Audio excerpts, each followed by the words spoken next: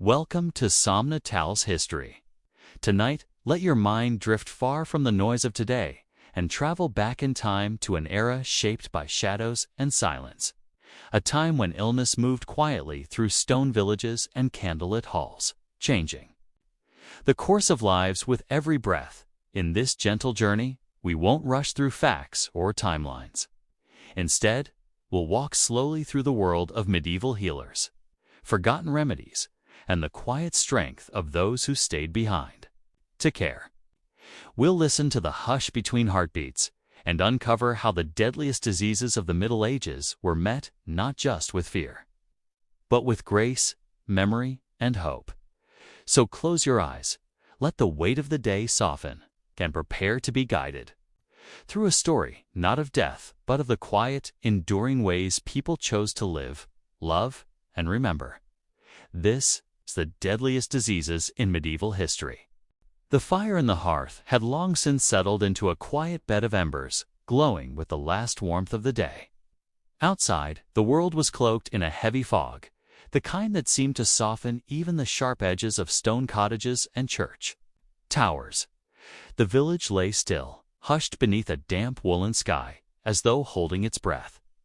It was a place where time moved slowly, where life was measured by the toll of a distant bell or the rustling of wind through thatched roofs.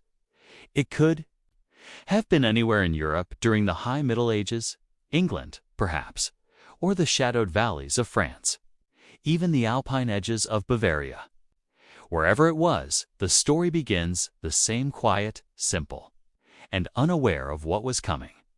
There had been a strange stillness to the livestock that morning. The chickens hadn't clucked, and the cows had not given milk. A young boy named Ulrich, no older than 12, had been the first to notice. He had been sent to fetch water from the well just before dawn. The chill was usual, the mist expected. But what caught his attention was the silence and emptiness in the air. As though the world was listening, the village healer, an elderly woman named Iselde, had been summoned after the first coughs began. People trusted Iselde. She was not a nun. Nor did she speak in Latin or carry scrolls, but she knew the names of herbs and whispered to the wind when the moon was high. She had seen fevers before. She had even walked the long road to the abbey once when the priest's hands had turned black from frostbite. But what she saw now was different. The symptoms came quickly. First the chills, then the ache in the joints, as though one had been hauling stones all night. The skin flushed red. Some developed lumps under their arms or around their necks, angry swellings that pulsed like they were alive. Then came the fever, burning hot and unforgiving. By the second day, many could no longer speak. By the third, they were still. The villagers whispered in corners. Some claimed it was punishment, others that it had come with the traders who passed through only a week before. They remembered the dark-eyed man who sold spices wrapped in silk and never once touched the bread he was offered. He had coughed, not loudly, but enough to be remembered. Iselde, for all her knowledge, could do little. She burned rosemary and hung bundles of garlic near the doors. She boiled vinegar with sage and rubbed the mixture on foreheads. But for every 2 that rose, 3 would fall. It was not her fault. The disease, whatever it was, moved like wind, silent, unseen, and unstoppable further afield in the manor houses and castles that dotted the countryside. The nobility began to hear the whispers too. They were slower to worry. Disease, in their world, was a peasant's burden. But even behind stone walls and iron gates, the sickness found a way in. Servants fell. Maids coughed blood into silken cloth. And when the steward of Lord Edric's estate collapsed in the hall after a night of shivering, panic spread like fire on dry wood. Letters were written by candlelight, carried by riders wrapped in wool and fear. Monasteries were notified. Bishops were warned. At first, the church responded with prayers and fasting. Processions were held in the streets, though they did little more than spread the sickness faster. bells rang for the dead so often that they no longer startled anyone. They were simply part of the rhythm of the day. In one small village near the edge of the forest, a monk named Brother Thomas kept a careful record. He wrote with a steady hand by oil lamp, his script tight and precise. He noted every symptom, every name, every hour. He did not write to save lives, but to preserve truth. "If God takes me," he once whispered aloud to no one, "then at least someone will know we lived." The monks believed that the pestilence, as they called it, might be divine wrath. The sins of mankind, they said, had risen too high. Too much vanity, too much greed. Some villagers took to wearing rough wool and ashes, walking barefoot through the mud while chanting for forgiveness. Others, less devout, more afraid, closed their shutters and refused even to bury their neighbors in the great cities. Things were worse. London, Paris, Florence, each a nest of cramped alleys, open sewers, and human breath. Disease thrived in the damp. Rats ran freely, drawn by the same food and waste that humans discarded. Few understood the connection, though some noticed that wherever the rodents gathered, sickness followed. The fleas, of course, were the true carriers, nestled in fur, hopping from host to host, unseen and unstoppable. A doctor in Venice, dressed in a long black cloak and a mask shaped like a bird's beak, scribbled theories onto parchment. He believed the mask, filled with herbs and orange peels, would protect him from the miasma, the bad air thought to cause disease. He avoided touching patients directly, using a stick to examine them instead. It was an eerie sight, a figure, like death itself, gliding through narrow streets. Eyes hidden behind glass, but even with all their efforts, the numbers grew. Fields went unplowed, ships floated into harbor with no crew left alive. Entire villages vanished. Dogs wandered the roads, untended. Churchyards filled so quickly that bodies were stacked in common pits. Some said the end of the world had come. Others believed it had already passed. There were stories, of course. There always are. One told of a girl who never got sick, though everyone around her had perished. They said she walked barefoot into the woods and spoke to the trees, and when she returned, she carried leaves that could heal the fever. Another tale spoke of a man who traveled from town to town ringing a silver bell, and wherever he went, the sick rose from their beds. Most dismissed these as fancy's comforts for children and the mad. But in dark times, even a whisper of hope becomes precious, and so the world endured. Not because it fought back, there was no cure, no sword to swing at the invisible enemy, but because people kept living. Some survived. A farmer in the north who lost his wife and 2 sons still planted in spring. A woman in Bruges who buried her entire family beneath a walnut tree still opened her shop each morning. Life, fragile and stubborn, continued. Historians would later call it the Black Death. They would estimate that it killed 1/3, perhaps even half, of Europe's population in just a few years. But to those who lived through it, it had no name. It was simply the sickness or the great dying. Names didn't matter when death came in days, in the evenings. The survivors would sometimes gather what few remained, dance, share bread and quiet. Words, they spoke not of the dead, but of the days before, of songs and festivals, of harvests and weddings. As though by remembering they could stitch the world back together, one memory at a time. The air eventually grew sweeter. The mist lifted. The birds returned, and slowly, painfully, life began again. But none forgot. Not Isolde, who continued to mix herbs, though her hands trembled. Not Brother Thomas, whose ink-stained fingers never stopped recording. And not Ulrich, the boy who had first felt the silence in the air and had lived to see what it meant. What they had witnessed was more than disease.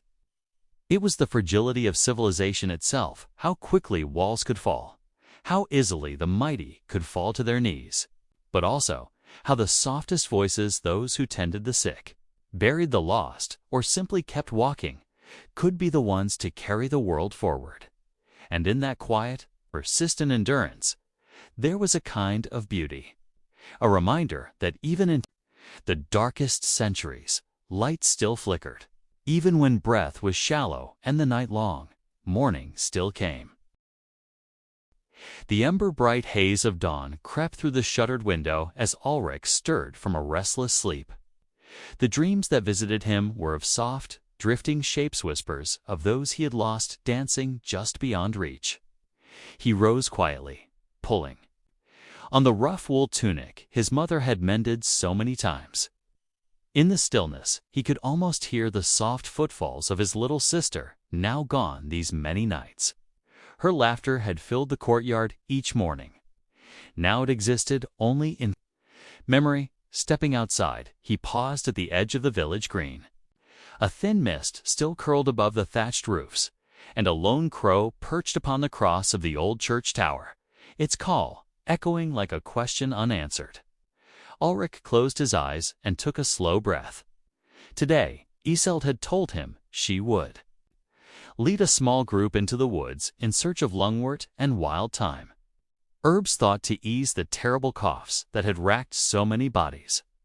He was to be her assistant, carrying their bundles and keeping watch for wolves or worse. They set out together, the two of them slipping through the damp undergrowth while other villagers lingered behind shuttered doors.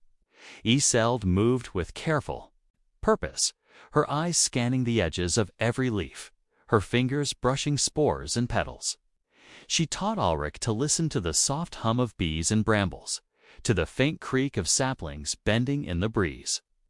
"The world speaks," she whispered. "Once, if you know how to hear." He nodded, though his heart beat against his ribs like a caged bird. They collected sprigs of lungwort. The pale green leaves, mottled with silvery spots, sand-snapped small stems of thyme. The scent rising, sharp and sweet. Isolde examined each sprig, then tied them in bundles with pale strips of linen. Once, she paused to press her ear to a gnarled oak, tracing the slow throb of its sap. "Even trees speak of healing," she murmured. By midday, their packs were heavy with herbs. On the path back, Ulrich noticed a shape crouched by the roots of a fallen ash. He froze. Isolde put a hand on his arm. "Stay calm," she said. Beneath the ash, an old man lay, his breath shallow, his eyes half-lidded. A begging bowl lay empty. In the dust beside him, Ulrich's stomach clenched. He knew the signs. Isolde knelt, her skirts brushing damp leaves. She offered him water from her leather flask, which he held so the old man could sip. His skin was pale as chalk, and sweat beaded on his brow. His lips moved, but no sound emerged. Isolde listened for a pulse at his wrist. Was weak, but there. "We must bring him back," she said softly. "He cannot stay here." Ulrich nodded and slipped the man's arm through his own, struggling under the weight. Together, they lifted him between them and began the slow walk home. When they reached the village, a hush fell. Some peered from behind shutters. Others crossed themselves at the sight of the ailing stranger. Isolde led him into her small cottage, where a fire smoldered in the hearth. She placed him on a pallet of straw, rubbed his arms with heated salve, and then laid poultices of lungwort and thyme across his chest. Ulrich fetched bowls of milky broth, thin but enriched with barley and honey. The old man drank slowly, and his breathing, for the first time in days, seemed less labored. That night, as the wind sighed through the eaves, Ulrich watched Isolde tend the man's fever. She measured his pulse and murmured to him stories of saints and the natural world. At one point, she caught Ulrich's eye and gave a small, tired smile. "You are learning well," she said. He returned the smile, though exhaustion weighed on him. The next morning, the old man awoke fully for the first time. He stared at Iseld, then at Ulrich, and tried to speak. His voice was a rasp. "Bless you." Tears glossed his eyes. He tried again. "My name is Conrad." Iseld nodded, and Conrad managed a weak nod in return. It was a small miracle one. Life restored amid so many lost. Word traveled fast. In the following days, a handful of others found hope in Iseld's cottage. A woman who had lain motionless for days stirred when she was rubbed with thyme oil. A young mother's fever broke. After she inhaled steam with lungwort, was not a cure far from it, but it was relief. And in that relief, the village found a fragile courage to carry on. Beyond the village, news of Iseld's modest successes reached Lord Edric's steward. The steward dispatched a rider to request Iseld's visit. His wife, Lady Adelina, had fallen ill, and no court physician had been able to help. Iseld agreed, though she worried about traveling among the noble houses. She bade Ulrich stay behind and tend the others who had come to her for care. "I will return," she promised. "Watch over them for me." Ulrich watched her ride away on a chestnut mare, dust rising around its hooves. Though the sun shone, he felt the weight of the world upon his shoulders. He returned to the cottage and found Iseld's patients gathered, frightened but alive. With gentle words, he guided them through poultice applications and delivered broth. Each time he saw gratitude in their eyes, his heart swelled in. He understood that care, even in small measure, could be as potent as any sword or prayer. Days passed. The plague that silent, relentless force continued its march through. The countryside? But where Iseld's herbs touched, the harshest coughs softened. Sometimes, as he worked, Ulrich thought he could hear the ghostly echo of laughter, long gone, and felt a quiet strength growing within him. At the manor, Iseld found Lady Adelina in a grand chamber lined with tapestries. She was pale and weak, but hopeful at Iseld's entrance. The healer set to work with her familiar, calm she tied lungwort pouches at Adelina's throat, placed thyme-infused cloths on her brow, and uttered soft encouragements between measured breaths. Over 2 nights, the lady's fever eased, and by the 3rd morning, she was able to sit and sip sweetened wine. Lord Edric himself arrived, and when he heard of Adelina's recovery, he offered Iseld gold. She refused. "I'd do this for life," she said, "not for coin." The steward, who had watched Iseld's gentle ministrations with growing respect, knelt to kiss her hand. "You are the light in this darkness," he murmured. Iseld rode home, laden with gratitude and with requests from neighboring villages. Ulrich greeted her with news. Several had regained strength, and the stranger, Conrad, had joined the work, his own vigor returning. "He wants to be a healer," Ulrich said with a grin. "He says he owes his life." Together, they planned to journey further, carrying herbs and hope to those in need. They would teach others the techniques they had. Learn how to brew infusions, how to tend fevers, how to care for the dying with compassion. Iseld believed that even if the pestilence spread, kindness and knowledge could slow its toll, as the days stretched into weeks. Ulrich's hands grew strong with work, and his heart grew resolute. He thought of the silence that had first warned him, the hush broken only by fear. He grieved for those who had vanished. But he also held on to the sound of softened coughs, of thankful voices, of gentle steps in a dark night. In the years to come, chroniclers would write of the Black Death's fury. They would lament the millions lost, the villages erased, the families undone.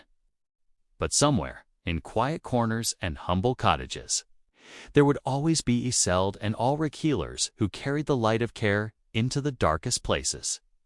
They were living proof that even in the face of devastation, gentle hands and steady hearts could reclaim a fragment of life. And so, as the sun set on that little village, the mist curled again, and the world held its breath. But this time, the silence was not empty. It was filled with healing herbs drying on beams, with whispered lessons passed to hopeful ears. and with the steady heartbeat of a boy who had learned to listen and to save. The bells of Florence rang out with their usual melody. But beneath the sound was a trembling, anxious quiver that passed from ear to ear, mouth to mouth. The streets, once vibrant with color and song, now echoed with the clipped footsteps of hurried men and the shuffle of veiled women avoiding one another's gaze.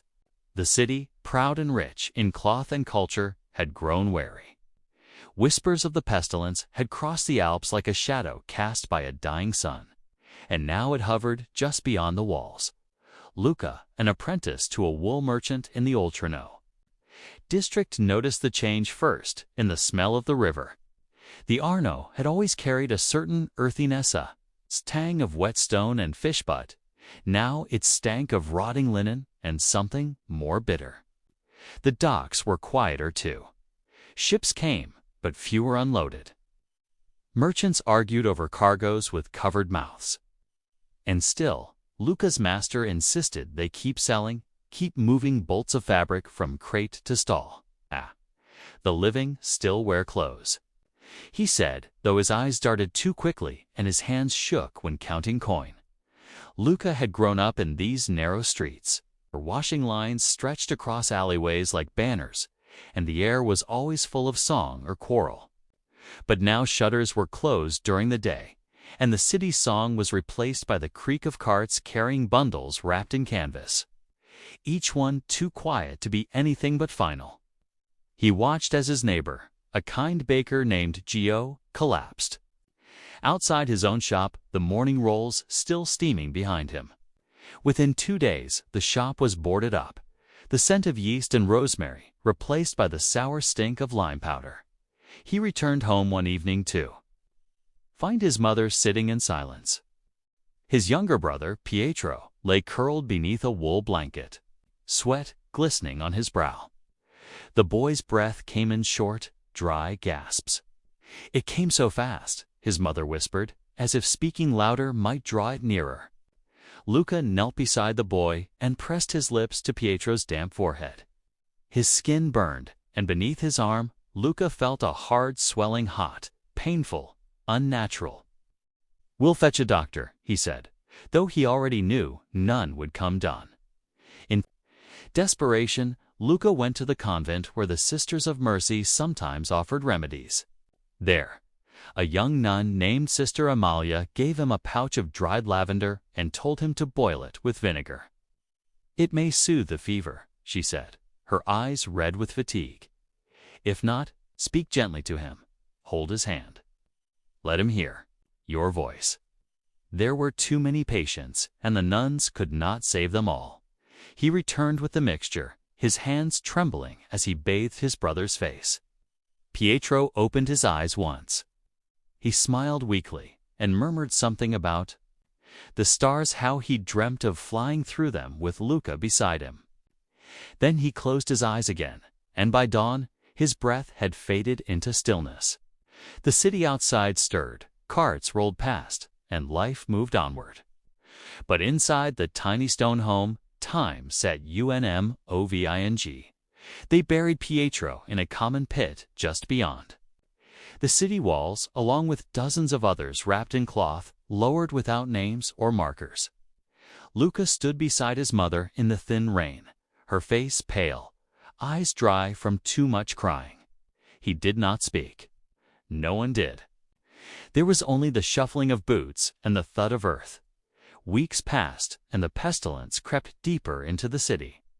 Some blamed the Jews, others the poor. A few claimed the planets had aligned in an evil fashion. Every day, priests led processions through the streets, chanting Latin prayers, their voices hoarse beneath clouds of incense. Flagellants came next, men in ragged robes, whipping themselves bloody as they called for penance and mercy. Luca watched from his rooftop, the city beneath him groaning under invisible weight. The merchant he apprenticed under died suddenly one morning, found slumped across a loom, mouth open, eyes wide. Luca took what little silver was left and fled, uncertain where to go. North, some said. The air was clearer. Others swore the mountains were safe, or that the pestilence could not pass water. There were no certainties any more, only rumors, and the fading rhythm of a world unraveling. He headed toward the hills, alone, with nothing but a sack and a small pouch of lavender Amalia had pressed into his hands before he left. "Stay kind," she had said, "even in the face of death. Stay kind." For days, Luca wandered. He passed villages abandoned entirely, where shutters flapped like flags and doors hung open to empty rooms. Once, he came upon a child sitting alone in a field, cradling a wooden doll. The child did not speak, only stared at him with hollow eyes. Luca gave him bread and sat beside him until he fell asleep. When the boy woke, Luca walked him to the next town, where a kind widow took him in. Word spread of other cities following Siena, Milan, Marseille. And yet, in small places between, people endured. In one village, he found a woman boiling rosemary and thyme outside her cottage, the steam rising like a ghost. "It's all I can do," she told him, handing him a cup. He drank, grateful not just for the warmth, but for the gesture. "Sometimes," she added, "the disease spares kindness." Further north, he encountered a tinker's camp. He shared wine and laughter beside a smoky fire, even as the pestilence loomed. "If we die happy," said one man, raising a crust of bread. "And if we live brave." That night, Luca slept beneath the stars and dreamed not of death, but of laughter echoing in mountain air. He reached a small monastery nestled in a forested valley, quiet, austere, and seemingly untouched. The monks let him in with cautious hospitality. Brother Matthew, an elderly man with a stooped back and a voice like gravel, asked why he had come. "I want to help," Luca said. "Even if I cannot heal, I can care." The monks had already opened their doors to the sick, using spare chambers as infirmaries. Luca began assisting them, cleaning wounds, changing linens, feeding broth to trembling lips. He learned the names of herbs grown in the garden: yarrow, marigold, elderflower. The work was hard, often heartbreaking, but the silence of the place offered a kind of peace. And with each act of care, he felt a little more grounded, a little more useful.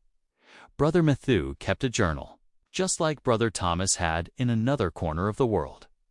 Luca would sit with him each evening, recording what they'd seen that day. Sometimes he added drawings, sketches of leaves, diagrams of swollen nodes, even portraits of the dying. Not to dwell, Matthew explained, but to remember, so that when the world heals, it does not forget. And still the pestilence continued.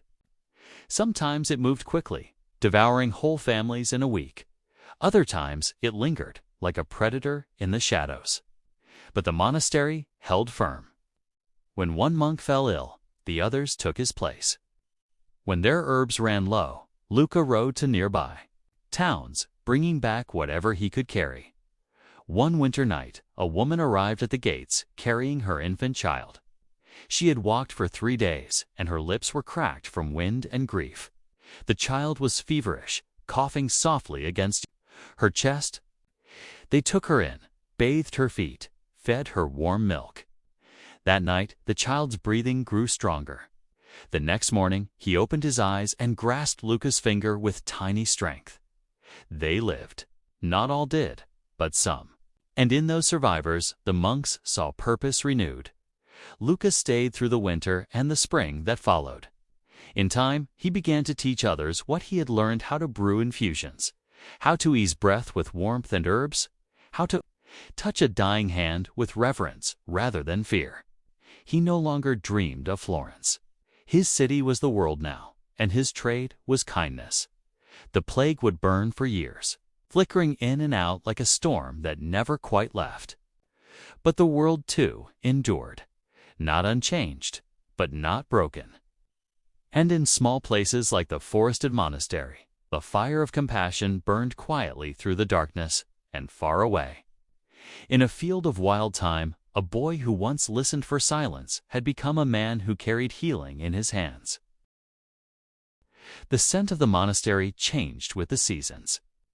In spring, it was damp earth and blooming herbs.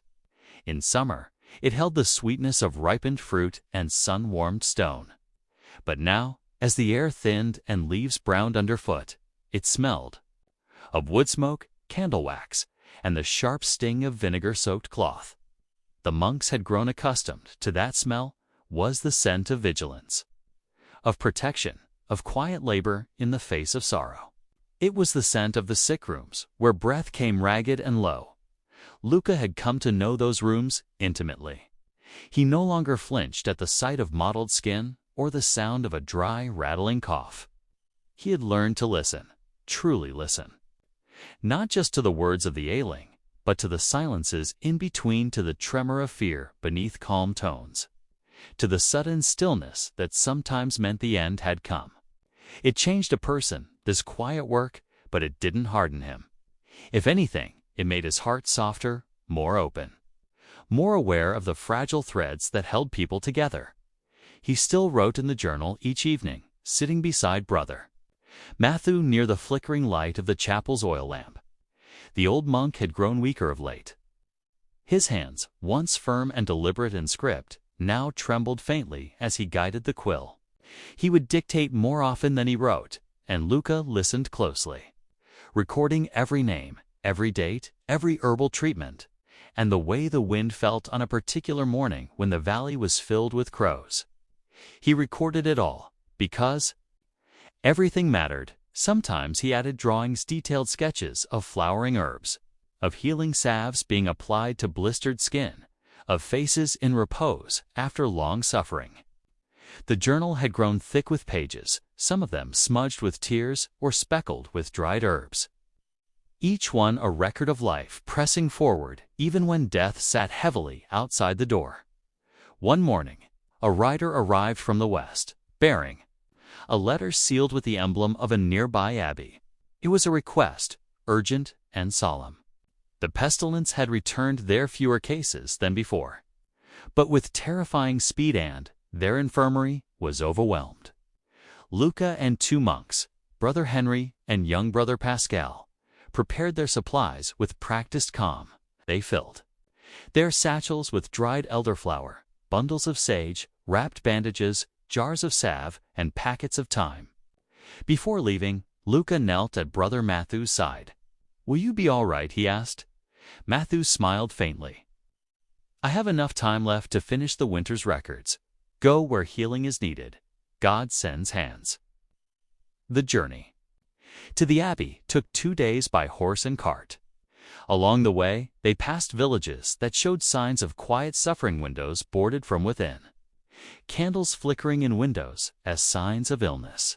But some places showed resilience too. Laundry hung from lines, children chasing chickens through muddy yards, and elders tending to kitchen gardens where rosemary and mint stood in fragrant defiance. The abbey itself was nestled in a hollow of hills, its stone walls strong but weathered. The scent of sickness met them at the gate, sweet and cloying, the unmistakable perfume of sweat and fevered breath. The infirmary was crowded but orderly. The monks there had done what they could. Linens were clean, broths simmered, and the air was filled with the low murmur of prayers. Luca got to work without hesitation. He moved among the sick with calm eyes and steady hands. A young woman, pale and shivering, clutched his wrist and begged to see her brother. Luca stayed beside her until she drifted into sleep, then went to find the brother in another room and brought him to her side. When she passed that night, he remained with the boy, holding his hand as he wept. Brother Henry applied poultices to swollen necks and sang softly as he worked, old hymns that seemed to warm the air. Brother Pascal mixed teas with lemon balm and fennel, his youthful face lined with concentration. Together, they brought something that had been missing from the abbey for some time: hope. Quiet and real, Luca noticed that in this abbey, the monks still clung to strict rituals, some of which made the work harder. They refused to open certain doors, believing they kept the pestilence out. They insisted on specific prayers before each treatment. Luca was respectful, but practical. At night, when the others slept, he reorganized the storage rooms, labeled the herbs properly, and cleaned the mortar and pestle with boiling water. Quiet improvements that no one objected to when they found them the next morning. After 2 weeks, the worst had passed. The death toll was smaller this time. Perhaps it was luck. Perhaps the herbs helped. Or perhaps people were to respond faster, to care for each other more quickly, to fear a little less and act a little more. When they returned to their own monastery, the trees had begun shedding their last leaves, and the air had taken on the scent of frost. Brother Matthew was waiting for them at the gates, wrapped in a heavy cloak. His smile slow but warm. "You've grown," he told Luca as they embraced. "Not in height, perhaps, but in soul." Luca laughed softly. "I've seen so much, and yet it all feels part of the same story." That night, Luca sat alone with the journal. He opened a fresh page and dipped his quill. The words came slowly, not because he didn't know what to write, but because he wanted to write it just right. "Today," he began, "we return from a place where death still lingers, but so too does kindness. The plague is not gone, but we are stronger than before. Not immune. Just better at standing beside each other in the storm." As the year turned, strangers continued to arrive at the monastery gates. Some were sick, others merely lost. A boy who had fled a burning village. A widow whose town had buried every soul but her. A priest who had begun to doubt the very faith he preached. The monks took them all in. No questions, no demands. Just shelter, warmth, and the simplest truth. You are not alone. One snowy evening, Brother Matthew's voice faltered mid-psalm. He was seated in the chapel, the candlelight flickering over the creases of his worn face. Luca knelt beside him and caught his hand. "Are you tired?" he whispered. Matthew nodded. "But I'm ready." He passed that night as gently as one could hope. Not in pain, not in fear, but wrapped in warmth. His last breath, a sigh of peace. They buried him near the garden, beneath the roots of an old fig tree he had loved. Luca placed the journal atop his grave for a moment before tucking it beneath his cloak. Winter settled thick around the monastery, but inside the walls there was life. The young widow helped sew new blankets. The priest resumed morning prayers, softer now, more human. The orphaned boy fed chickens and told stories that made even the quietest monks smile. And Luca, he kept writing, kept tending, kept listening. Each day, he walked the path between the sick room and the herb garden. Between sorrow and healing, between fear and the quiet decision to try anyway. The pestilence had not won. It had taken much, more than any war or famine. But it had not taken everything. And as the snow melted and the rivers ran free once more, the world outside whispered of spring. Not a loud return, not a joyous resurrection. It's just a soft, persistent breath life continuing in spite of it all. Asterisk, asterisk. The thaw came slowly that year. Ice loosened its grip from the monastery walls one drip at a time, and the winds, though still cold, lost their bite. Beneath the soil, things stirred. Green broke through brown, and the air began to carry anew. Scent not the dry smoke of winter hearths, but the faint trace of earth and beginnings. Luca noticed it one morning as he walked the perimeter of the garden, his fingers brushing over the dried skeletons of last season's thyme and sage. Where? The sunlight touched, shoots were already forming. Tiny, defiant, green, and soft. He knelt, touched the edge of one new leaf, and smiled. Life was returning not loudly, not in triumph, but patiently, as it always did. Inside the monastery, things were quieter now. The sick beds were mostly empty. The chapel once again filled with a measured rhythm of prayers rather than the hush of mourning. The newcomers who had arrived during the worst of the sickness remained, weaving themselves into the fabric of the place. They helped tend the bees, boil the salves, copy manuscripts, scrub stone floors with brushes of ash and pine. Brother Pascal had taken to singing again. He had a clear, high voice, gentle and resonant in the echoing halls. It brought a peace that Luca hadn't realized he missed. One evening, he sang an old folk tune that had no words, just a winding melody that drifted like mist through the candlelight. Several of the younger monks paused in their chores to listen. Luca closed his eyes and let the sound carry him. For a moment, it felt like nothing had ever changed. For a moment, the world was whole. But the world had changed. Even as the monastery healed, messages arrived from the cities and valleys beyond, carried by riders wrapped in wool and urgency. Some spoke of resurgence, others told of strange new symptoms. The pestilence, it seemed, was not done. It had never truly gone, only shifted, ebbing here, rising there, like a tide governed by no moon. One such message came from a village near the coast, far to the west. The letter was clumsily written, the ink smeared in places, but the desperation was clear. The healer had fallen ill. The villagers were unprepared. They begged for help, not just prayer, but knowledge. Luca read the letter twice, then showed it to Brother Henry and the abbot. "They need someone who knows the symptoms," he said softly. "They need someone who has seen it and still breathes." The abbot hesitated. "It is far. You would travel alone." "I will not be alone," Luca replied. "I will carry what we have learned. I will carry Brother Matthew's words, and I will come back." He left 2 days later, bundled against the late cold, with a satchel of herbs and salves, a thick journal, and a single loaf of coarse monastery bread. The road wound through old forests, down into valleys still dusted with frost, past cottages where children watched from behind doors. With solemn eyes, he moved steadily, stopping to rest in barns and stables when night fell. In one village, a farmer offered him a seat by the fire and a bowl of boiled turnips. They spoke little, but as Luca left, the man pressed a pouch of dried marjoram into his hand. "For the fever," he said. "You look like you know what to do with it." When he reached the village by the coast, he was struck by the smell salt and rot and burning rosemary.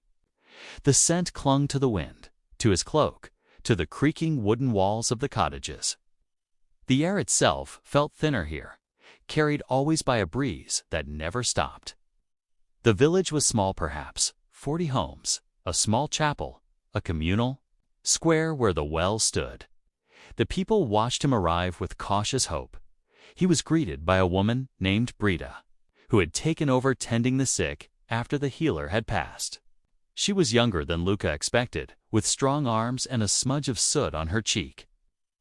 "We've done what we could," she said, leading him to a low cottage where the sick lay on straw beds. "But we've run out of almost everything." Luca entered quietly and set down his bag. The symptoms here were familiar fever, swollen glands, rashes that turned deep and angry. He moved from one patient to the next, speaking softly, measuring breath, offering sips of vinegar water, and wiping brows with cloth soaked in cooled tea. Brita followed him, asking questions. She was quick to understand. "You've done this before," she said. "I've lived through it," he replied, "and I've seen that it can be survived."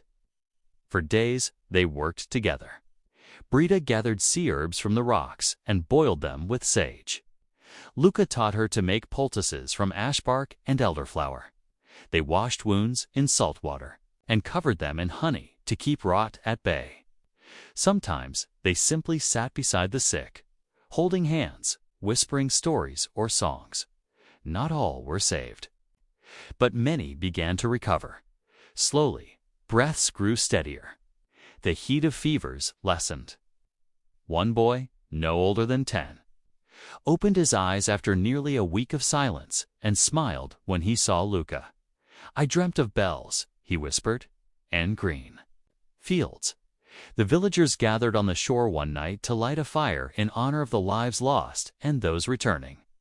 The flames cracked brightly, sending sparks into the dark sky. Brita stood beside Luca, her face lined with exhaustion and gratitude. "You brought more than herbs," she said. "You brought us back to ourselves." He stayed for 3 more days, teaching what he knew. Before he left, Brita pressed a small stone into his palm, smooth, dark, carved faintly with a spiral. "It's an old charm," she said, "for safe return." The journey back was quiet. The forests had changed again, buds on branches, birdsong rising with the morning light. He thought of Pietro, of Aseld, of Brother Matthew, of all the faces he had seen and remembered. He carried them with him, not as burdens, but as pieces of a larger story. When the monastery appeared on the horizon, golden in the late sun, peace settled over him. He passed through the gates and was met with quiet smiles, nods of welcome. Brother Pascal hugged him, tight and wordless. Luca returned to the herb garden first. He knelt, touched the sprigs of thyme, and exhaled slowly. In the evening, he took up the journal again. By candlelight, he wrote, "The pestilence moves still, but so do we. We move with hands open, with hearts steady, with eyes that have seen sorrow and do not look away. There is no end to the dying, perhaps not yet, but there is no end to the living either. And in that balance, we hold the world together." He sat in silence a long time after writing, the candle flickering low. Outside, the night wind brushed softly through the trees, carrying the scent of rosemary and salt.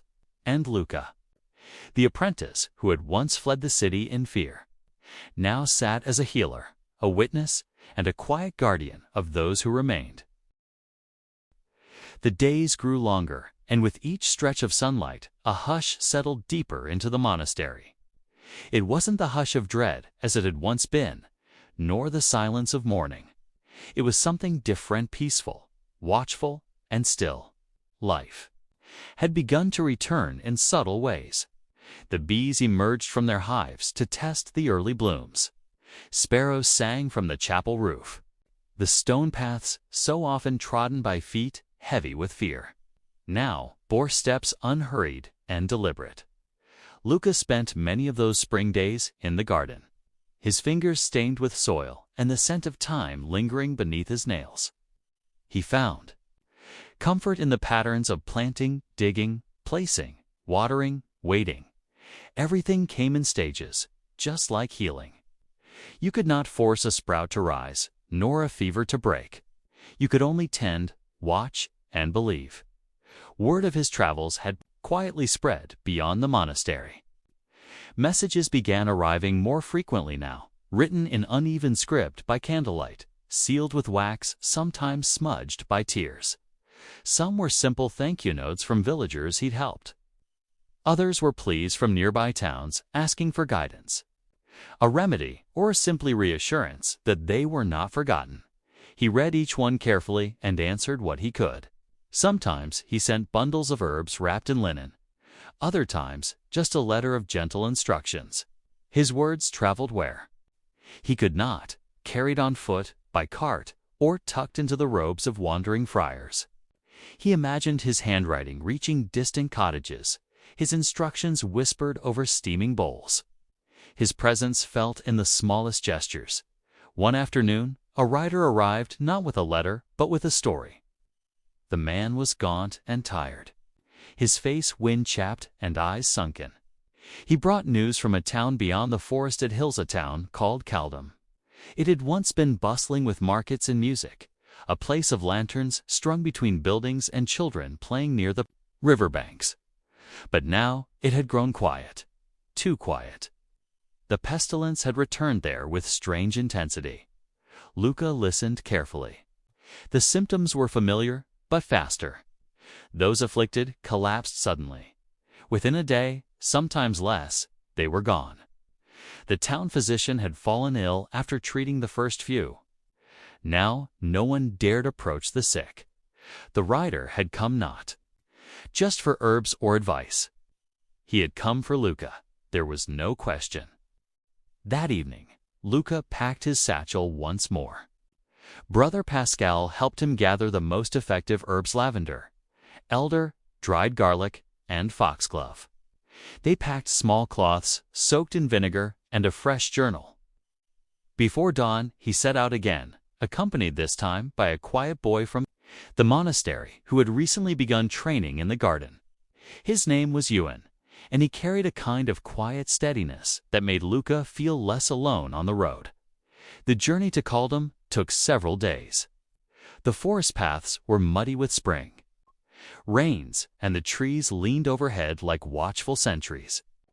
At night, they camped beside slow-moving streams and shared dry bread and storied small tales of monastery life, of the bees that refused to leave their hive until Brother Pascal sang to them, of the kitten that had wandered into the chapel.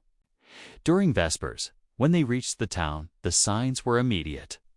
Black cloths hung from doorways. The market square was empty, save for a few carts overturned and abandoned. Smoke curled from only a handful of chimneys. The air was still, too still, like the town had forgotten to breathe. They were greeted by a thin man with sunken cheeks and a beard grown wild.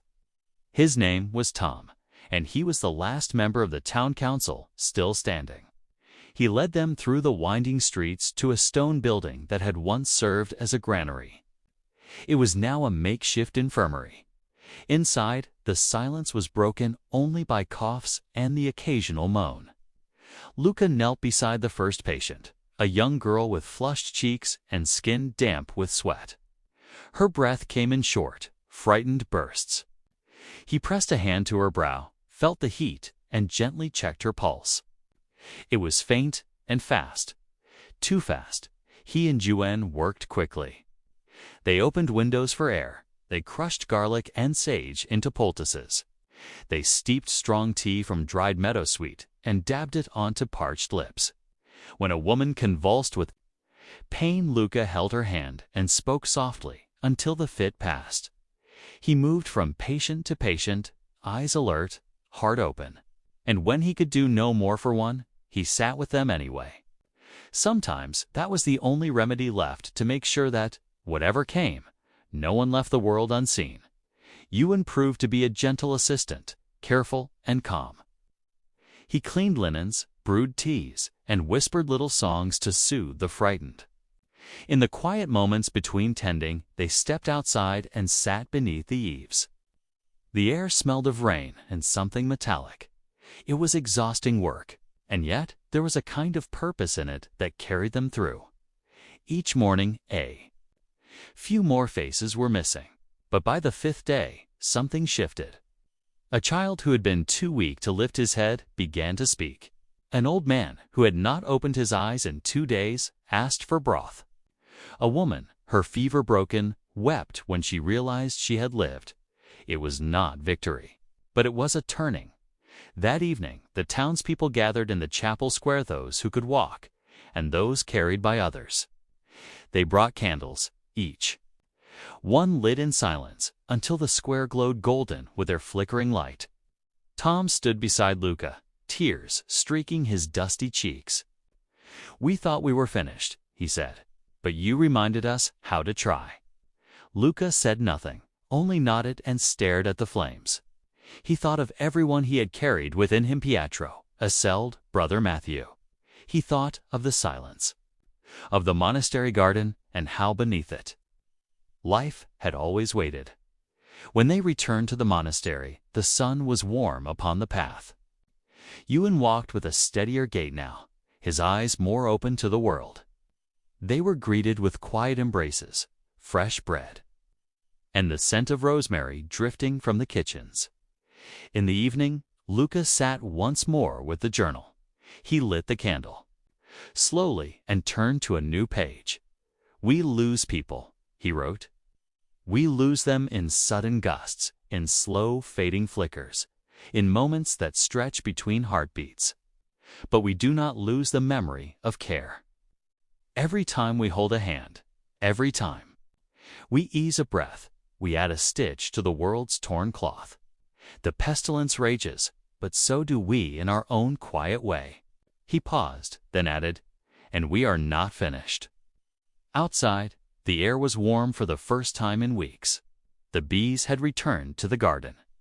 A child's laughter, light and unexpected, drifted across the courtyard, and Luca, once just an apprentice, with shaking hands and a brother's memory tucked deep in his heart, continued to write not only the story of death, but the story of what remained. The year turned, though no one marked it with great celebration. Time had become quiet, more a series of changing scents and colors than any calendar on the wall. Spring melted gently into summer, and the monastery lay bathed in golden light. The stone walls, once so cold in the grip of winter, now held warmth through the night, and the scent of thyme and wild fennel filled the cloisters.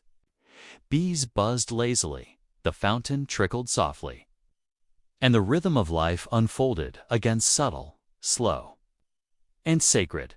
Luca awoke each morning to birdsong and the rustle of wind through herbs. He had begun sleeping less, but resting more deeply, his dreams soft and often wordless. The journal had grown heavy with pages, and though he continued to write faithfully, the urgency had quieted. There was still sorrow, of course. The world still bore wounds. But something new had begun to settle in resilience, not loud and proud, but calm and constant. He spent most of his mornings tending the sick still arriving from distant places. Word had spread of the monastery just as a sanctuary, but as a place where death was not feared, only faced. People came quietly, sometimes alone, sometimes led by others.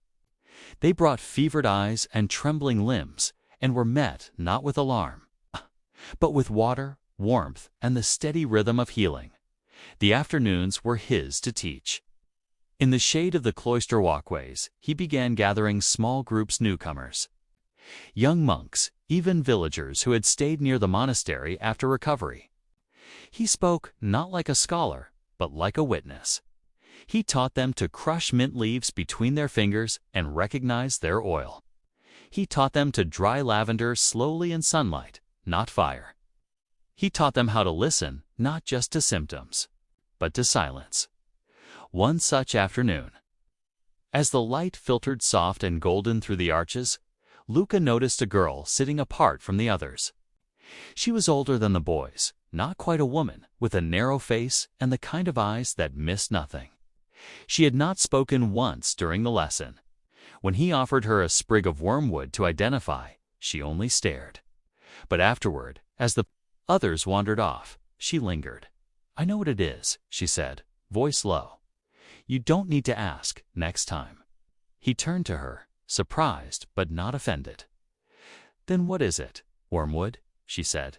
"You burn it in the sick rooms to chase out bad air. Or boil it and drink it if you're desperate." She stepped closer, brow furrowed. "You hold it like it's sacred, but it's just a weed to most people." Luca studied her face. "What's your name?" "Alan." "And where did you learn about herbs?" "Alan." Her mouth twitched. "I watched. My mother tended the sick in our village. I used to carry water for her." She hesitated.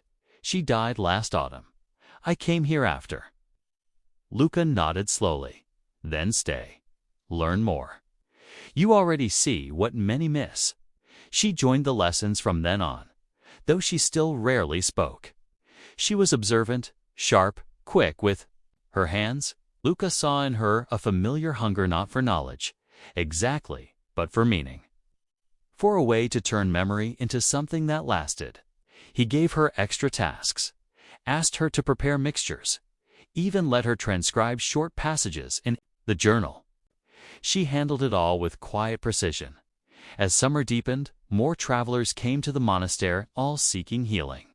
Some came with stories. Word had spread of a strange new wave of illness far to the south. In warmer lands where citrus trees grew and the sea air never cooled. It did not follow the patterns of the previous pestilence. It came suddenly, without the warning of fever or swelling, and carried people away within hours. Some called it the Gray Death because of the pallor it left. Others believed it was not the same disease, but a punishment newly sent. Luca listened to these stories with care, noting symptoms, comparing them to what he'd seen. It felt familiar, but not quite the same. A shift, a mutation perhaps. The pestilence changing its mask. He began preparing again, drying more herbs, requesting more vinegar, boiling stronger solutions. Brita, from the coastal village, wrote to him with similar concerns. "I've seen 3 die in a single day," she wrote, "and none were old or weak." Her letter bore stains where water or tears had touched the ink. Luca knew what it meant. The world's balance was tipping again. One warm evening, as the moon rose full and round above the chapel tower, he met with the abbot. They sat in the garden, the scent of blooming night jasmine thick around them. "It's returning," Luca said softly, "in a different form." The abbot nodded. "I have seen the signs. We should send help again, not wait this time. We know more now." "You will go." Luca hesitated. "Yes, with Alan, if she agrees." The abbot was silent a long while. Then he said, "Take the journal. Keep writing. If this is a new chapter, we must remember every word." Alan agreed without pause. "Not afraid," she said, "and I want to see more. No more. If we're going to stop this, someone has to go first." They left within days, Luca, Alan, and a cart pulled by a stubborn mule named Hob, who seemed more curious than obedient. The road south took them through low hills and wide fields. The heat grew with each passing day, and the smell of dry earth and wild mint followed them like a second shadow. They passed through towns where churches stood empty, their bells silent. In some, markets still bustled, full of people who refused to believe illness could touch them again. In others, doors were barred, and travelers were turned away with fearful eyes. They reached a coastal town near the border of a larger port. It was here the new illness had been reported. The harbor stank of fish and unwashed bodies. The ships creaked in their moorings, and the wind carried rumors faster than sails could catch it. They found a small infirmary behind the chapel. The healer, their woman named Leono, welcomed them with weary eyes. "It's worse at night," she said. "They cough, then choke, then go still before sunrise. No warning. It doesn't feel like the old plague. It's faster." Sharper, Luca, and Alan began their work. The symptoms were indeed different. No swollen glands, no buboes, no slow build of fever. Instead, it struck the lungs hard and swift. The breath turned shallow, then stopped altogether. They opened every window, burned rosemary and thyme, boiled herbs into bitter teas. Alan mixed poultices, wrapped chests in warmed linen, whispered to the sick when they began to panic. One old man gripped her arm and begged to be allowed outside to die under the stars. She led him to the courtyard herself and stayed with him until his breath slowed. They could not stop the deaths, but they could ease them. And sometimes they saved a life, one here, another there. Just enough to keep trying at night. Luca wrote in the journal by the flickering light of an oil lamp. Alan watched him, silent, her hands stained with herbs, her eyes older than her years. "We're not losing," he said to her once. "Not really. We're just walking beside death without flinching." She nodded. "Then let's keep walking." They stayed until the worst had passed. Leona wept when they left, pressing dried oranges into their hands. "You gave us breath," she said, "even if just a little." On the road home, the heat broke with a sudden storm. Rain poured in thick sheets, drenching them to the bone. They took shelter in a barn, laughing for the first time in weeks. Alan spread her arms to the rain and shouted into the wind. Luca watched her and smiled. They reached the monastery just as the sun returned. The others ran to meet them.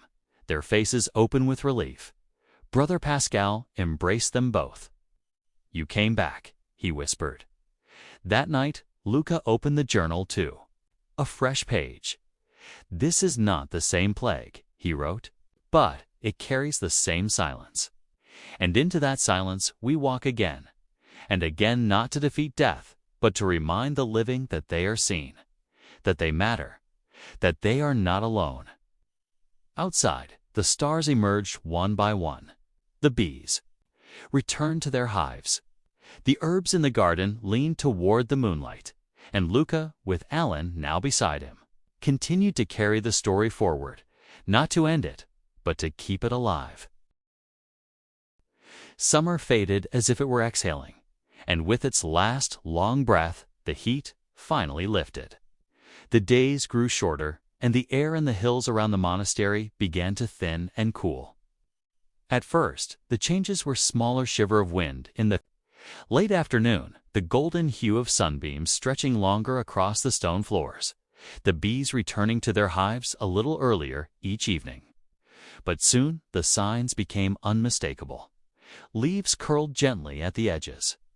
The scent of rosemary was overtaken by the sharper fragrance of crushed pine needles. And high above the chapel, crows began to gather on the roofline, their black silhouettes unmoving like punctuation marks on the fading blue sky. Luca felt the shift before he even opened his eyes each morning. The world was slowing again, turning inward. This, too, was part of the rhythm he had come to understand, not just in nature, but in people. Times of urgency followed by stillness. Moments of death, and then long moments of reflection. He and Alan had returned from the coast, a little thinner, a little quieter. But there was something in their eyes and alertness, as though some deep part of them had been sharpened. They resumed their daily work easily, folding back into the monastery's routines. Luca tended the herbs, crushed roots, wrote letters. Alan sat with the sick and copied pages from old healing books, her script precise, her hand steady. Word of the gray sickness they had encountered spread beyond the monastery. Other letters arrived, describing similar symptoms in port cities and river towns. Some places responded with fire and fear-burning ships, blaming foreigners. Others sent messengers, seeking guidance from the monastery. And yet, it was not panic. Not like before. People had changed. They no longer looked to the sky for answers, nor did they believe sin alone explained suffering. They looked at their neighbors instead, at the woman mixing herbs behind her cottage, at the friar carrying vinegar rags into the marketplace, at the children who helped carry clean linens to the sick. One quiet evening, Alan stood in the herb garden with Luca, her hands tucked behind her back. "Do you think it will ever stop?" she asked softly, not looking at him. "The illness, I mean? Will it go away completely one day?" Luca considered this carefully. He looked up at the darkening sky, where the first stars had begun to appear. "I don't know," he admitted, "but I think the more we understand, the less we have to fear. Even if it never fully leaves, we'll meet it differently. And maybe that's enough." Alan nodded, and neither of them spoke for a while. The crickets had begun to sing in the tall grass beyond the walls. The next morning, something unexpected arrived: a monk from a distant Benedictine abbey far to the east. His name was Brother Erwan. He was older than Luca, lean and silent, with eyes that had seen years of watching others die and live again. He carried only one item, a wooden box wrapped in cloth. Inside was a collection of loose pages, notes, drawings, scraps of observations. "We heard of your records," Brother Erwan said. "We started making our own. I was told to bring them here." Luca turned the pages slowly. There were diagrams of lungs, carefully sketched. Notes in the margins about incense failing to stop the spread, about patients recovering with rosemary tinctures. Even a page with symbols, measurements of distance between the sick and the well. It was a different language, but one that Luca understood. Alan hovered nearby, reading over his shoulder. "They're studying it," she whispered. "Not just surviving it. Studying it." For days after, Luca and Alan worked together to copy, compare, and compile the notes. They added their own. They mapped symptoms, counted patterns, recorded recovery times. And slowly, something began to take shape. A deeper understanding, not perfect. Not final, but enough to feel like progress.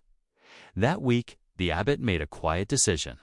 He allowed Luca to store all the gathered writings in the monastery's library, in a section now known as the Ledger of Breath. It was not a sacred text in the traditional sense, but to those who had seen what Luca and Alan had seen, it was holy in its own way. People came to read it. Sometimes monks, sometimes villagers, sometimes strangers who had walked many days just to run their fingers over the pages, to whisper the names of their dead and feel less alone. There was a woman who came barefoot, carrying nothing but a folded letter. She sat with Luca one afternoon beneath the shade of a fig tree. "My son died last spring," she said, "and I never knew what happened. No one would tell me. They just buried him quickly and moved on." But here she held out a page from the ledger. "This is what he had. These are the words I didn't have." Luca didn't speak. He only reached over, placed his hand on hers, and held it there. Later, he wrote, "The world is not healed, but it is healing. One page, one name, one moment of shared understanding at a time." As autumn arrived, with its gold light and long shadows, Alan began teaching lessons of her own. She gathered children under the olive trees and showed them how to find wild mint, how to steep calming teas, how to sense fever in a wrist. They listened wide-eyed, some too young to understand, others too old not to. Luca watched from a distance. He saw the shape of things to come. One evening, as they sat by the fire inside the monastery's warm hall, Alan spoke softly. "When I first came here, I wanted revenge. For my mother, for all of it. I wanted to fight the plague like it was something I could destroy. But now," she looked up at him, her voice steady, "now I just want to outlast it. Not with anger, just with care." Luca nodded. "We don't win by ending it. We win by remembering and helping anyway." Outside, the wind picked up. The moon cast long shadows over the stone walls, and the sound of distant bells drifted in from another village. A quiet reminder that beyond the hills, life still stirred, still struggled, still waited to be understood. Luca returned to the journal. It had grown thick, its spine soft with where he turned to a fresh page. "Compassion is not an answer to disease," he wrote. "It is the way we survive it." Over and over, in silence and in song. Not just with herbs, but with hands that hold and hearts that stay. He paused, dipped the quill again, and added, "There is more to come, and we will meet it, not with fear, but with knowing." Outside, the stars blinked through the clouds. The bees were asleep. The fig trees swayed gently in the wind. Inside the stone monastery, stories continued softly, patiently, as they always had. The fog rolled in from the hills one morning, thick and low, curling between the arches of the monastery like smoke that had forgotten where it came from. It softened the outlines of the world trees became shadows. The chapel tower a quiet ghost in the mist. Even the birds, usually so quick to greet the sun, fell silent beneath its weight. Luca stood in the herb garden, hands folded loosely, listening to the silence. There was something comforting in it, as though the earth itself had paused to breathe. Beside him, Alan emerged from the cloisters, her hair damped with dew, her steps careful on the slick stone path. "The bees aren't flying," she said, glancing toward the hives. "They know something." Luca nodded. "They always do." It had been nearly 3 years since the first great wave of pestilence swept through the land. In some ways, It felt like another life. And yet, the echo of it remained in every quiet room, every wary cough, every empty bed that once held someone who would not return. The monastery, once so pressed with need, had settled into something different, not quite peace, but purpose. Word had spread of what Luca and Alan were doing. They received letters now from places they had never seen, distant towns and cities. Abbeys tucked between rivers, mountain villages where monks wrote by firelight. Some sent pages from their own ledgers, others asked questions. How long should garlic be steeped for lung illnesses? How do you tell when fever turns dangerous? What prayer is best when you do not believe, but want to hope anyway? Luca answered every one, sometimes with recipes, sometimes with words he hoped would soothe. He had come to believe that both were healing in different ways. The abbot, now older and slower in step, called it a new kind of ministry. Not just tending the body, he told Luca one evening by the fire, but tending memory, tending the quiet ache left behind. More people were arriving not because they were sick, but because they wished to learn. The monastery had become something of a gathering place for those who believed knowledge mattered. Not loud scholars or powerful men, but ordinary folk healers, scribes, midwives, monks. Even a merchant's daughter who had walked barefoot for 3 days just to ask what to do when a cough won't stop. They came not seeking miracles, but methods. And what they found was something humbler, perhaps something made of observation, ink, compassion, and rosemary. One of those who came was a boy named Thomlin. He was young, perhaps 12, skinny as a reed and quiet as a stone. He had arrived on a late autumn evening, his cloak too thin, and his boots worn through. He said very little, only that his village no longer had anyone to teach herbs, and he wanted to learn. Luca gave him a blanket, a bowl of lentil broth, and a place by the fire. The next morning Thomlin stood in the garden before the others had woken, gently watering the mint. He never asked for instruction. He simply watched, listened, and did. Alan took to him quickly. She showed him how to gather sage without bruising the leaves, how to grind dried licorice root to powder. In the evenings, she read aloud from the ledger, while he copied the words with great care, his tongue pressed to the corner of his mouth in concentration.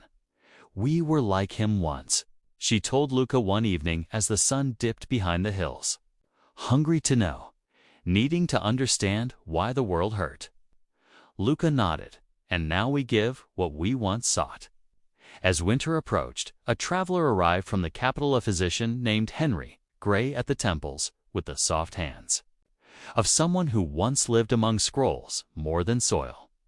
He had heard of the monastery's ledger and sought to see it himself. With the abbot's blessing, Luca brought him to the library. Henry spent hours turning the pages. He read silently, slowly, his eyes narrowing as he studied the careful notes on symptoms, the diagrams of lung passages, the observations about healing with heat or steam. When he finished, he closed the book gently and looked at Luca with something like reverence. "This," he said, "this is medicine, not what we thought we knew. Not leeches and prayers and charts of humors. This is what we should have done all along, watched, recorded, learned." Luca offered him a seat near the window, where the last light fell. They spoke for hours, quietly trading ideas. Henry spoke of city physicians who refused to listen, of guilds that mocked herbalists, of walls between knowledge and care. Luca listened. Then he told Henry about the girl who lived because her brother boiled water when he didn't know what else to do. About the boy who learned to press elderflower against a fevered brow and eased a man's last breath. About Alan, who had once arrived with only silence and now taught the shape of leaves to strangers. Henry stayed for 3 days. Before he left, he added his own notes to the Leggera drawing of chest muscles, an observation on shallow breath, a method for sealing wounds with pine tar.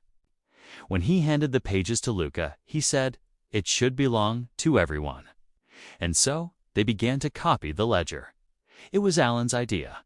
She proposed that every new visitor who came to learn should leave, not just with knowledge, but with pages in their hands, so the healing could go where they could not. For weeks, the scriptorium hummed with quiet effort. Quills scratched on parchment, candles burned low. Luca oversaw the process, checking every copy for accuracy. Tomlin learned to bind the pages in soft leather, threading waxed cord with a needle twice the size of his thumb. Alan added small illustrations, time leaves, lung diagrams, sketches of the common symptoms, and short, gentle notes like, "If you cannot find sage, rosemary will do." The work grew into rhythm. With each bound book sent away, something else took root, not just treatment, but trust. Those pages carried not only remedies, but memory, the knowledge of what had been survived. One snowy morning, a woman arrived alone, wrapped in a cloak lined with red thread. She looked around the courtyard, then down at the frost-covered path. "I have not come for herbs," she said. "I came to say thank you." Luca stepped forward. "For what?" "For not letting my son die alone." Her voice wavered, but she stood tall. "You stayed with him. In the town of Caldham, you held his hand and told him he was safe. He was 16. His name was Jor-El," Luca remembered. "A boy with pale eyes and a deep cough." He had passed just before dawn, the wind rustling the curtains. Luca had held his hand as he slipped away, whispering that he wasn't alone. "I didn't know anyone saw," he said. The woman nodded. "I did. I saw from the door, and I remembered. That's why I came." She stayed only a day. Before leaving, she took one of the copied ledgers and pressed it to her chest. "For the next time," she said, "if there is one." As the snow deepened, Luca wrote again in the journal. "Some days, we save a life. Some days, we only witness it ending, but always, we carry the story forward. That, too, is a kind of healing. That, too, is survival." Outside, the fig trees stood bare in the wind. Smoke rose slowly from the kitchen hearth. And in the quiet stillness of winter, the work of remembering, recording, and caring continued. Snow blanketed the hills in silence. The world beyond the monastery walls grew still, muffled under layers of white. Chimneys exhaled thin streams of smoke that curled upward, slowly dispersing into the pale, wintry sky. Footsteps disappeared almost as soon as they were made, and the heavy wooden doors of the scriptorium creaked only occasionally. When a monk emerged with fresh pages to dry near the hearth, inside the monastery, warmth gathered like breath. Fires crackled in every room now. Broth simmered in the kitchens, its scent drifting down the corridors. Candlelight glowed golden on stone walls, dancing faintly in the corners of long, quiet halls. There was no sense of hurry. Everything was measured, calm, and slow. Luca sat in the scriptorium, hunched over the edge of a wide oak table. His fingers were stained with ink and lavender oil, and his eyes, though tired, were soft with focus. Across from him, Alan worked in silence, a folded page between her hands. She had been drawing an illustration of a cough root plant, a delicate sketch, simple but precise, with curling leaves and fine dotted lines to show how it might be prepared. Neither spoke for a long while. The only sounds were the rhythmic scratch of quills and the low hum of fire. When Tomlin came in, bundled in 2 cloaks, and carrying a bundle of birchwood, he didn't interrupt. He just set the wood by the hearth and sat cross-legged beside it, warming his fingers. A copy of the ledger lay near by, half-bound, its pages fanned open like a flower in the frost. Dozens more like it were stacked neatly on the shelves above, waiting to be carried out when the roads opened again. Each one contained not only formulas and drawings, but a handwritten note from Luca or Alina, gentle message for whoever might receive it. "You are not alone." This was written by hands who once feared, too, These leaves have touched loss, but they also carry hope. Breathe slowly. Sleep if you can. Let the warmth find you. It had been Alan's idea to include them. Sometimes, she'd said, people need more than instructions. They need kindness. Now, as she finished the final line of her drawing, she looked up. "Do you think this is enough?" she asked quietly. "All this, these copies, these words." Luca set his pen down and leaned back. "Enough to do what?" "To stop it," she said, "or at least hold it back." He watched the snow gathering. On the windowsill, no, not to stop it, but enough to remind people they matter, even in the middle of it. She didn't speak again for a moment. Then, nodding slowly, she closed her page and began sewing it into the ledger. Later that evening, as twilight settled over the monastery, a soft knock echoed through the corridor. Luca opened the door to find Brother Pascal standing there, cheeks flushed from the cold, his arms cradling a small wooden box wrapped in linen. "A rider came," Pascal said gently. "From the southern coast. He left this." Inside the box were letters, 8 in total. Some sealed, others folded and marked only with initials. The parchment smelled faintly of salt and wax. Luca sorted through them by the fire, reading each one carefully. They came from Brita, from Leona, from other healers they had met along the way. Brita wrote of a sudden illness spreading through the fishing village's rapid, harsh, and unfamiliar. Leona had seen it too. "This is not the Gray Death," she wrote. "It is something else. It burns in the stomach. It drains the body like a flame." Luca read each word carefully. His jaw tightened slightly, though his expression remained calm. He passed the letters to Alan, who read them in silence. When she finished, she looked at him without asking. "We'll go," he said softly. "Not yet, but soon. When the snow softens." They began preparing that very night, not with fear, but with focus. Luca dried yarrow leaves by the fire, while Alan sorted ginger root and elderflower. Thomlin helped grind bark into fine powder, and together they packed satchels with herbs, vinegar cloths, and copies of the ledger. The days passed slowly. Snow continued to fall, but beneath it the monastery buzzed with quiet readiness. There was no panic, just the soft movements of hands folding, tying, mixing, and remembering. At night, Luca sat alone in the library, writing. "It is never just one sickness," he wrote. "It is a river, changing course again and again. We cannot stop its flow. But we can build bridges, places to rest, places to learn how to swim." The fire beside him crackled low. Outside, the stars blinked faintly above the blanketed hills. The air was sharp and clear, and the scent of dried lemon balm lingered in his robes. When the first thaw came, it came gently. Water dripped from the eaves. Birds sang uncertainly from the trees, and the scent of green crept slowly back into the wind. They left on the 5th morning of the Thaluka. Alan and Thomlin now, their satchels packed full, their boots wrapped in oiled cloth. Brother Pascal gave them a loaf of bread and a bottle of pressed honey. The abbot gave them silence, a nod, and the touch of a hand on each shoulder. The road south was difficult at first, mud, thick and clinging, rivers swollen from the melt. But the travelers moved steadily. They stopped in villages where the sick had only just begun to show symptoms. In each place, Luca listened. Alan watched. Thomlin took notes. This illness was different again. It struck, not with fever first, but with cramping and thirst. The body drained quickly, and breath followed close behind. But there were patterns, early signs that could be watched for. Simple treatments that could ease the worst. They stayed in one village for 10 days, taught the women to boil bark into tea, the children to carry clean water.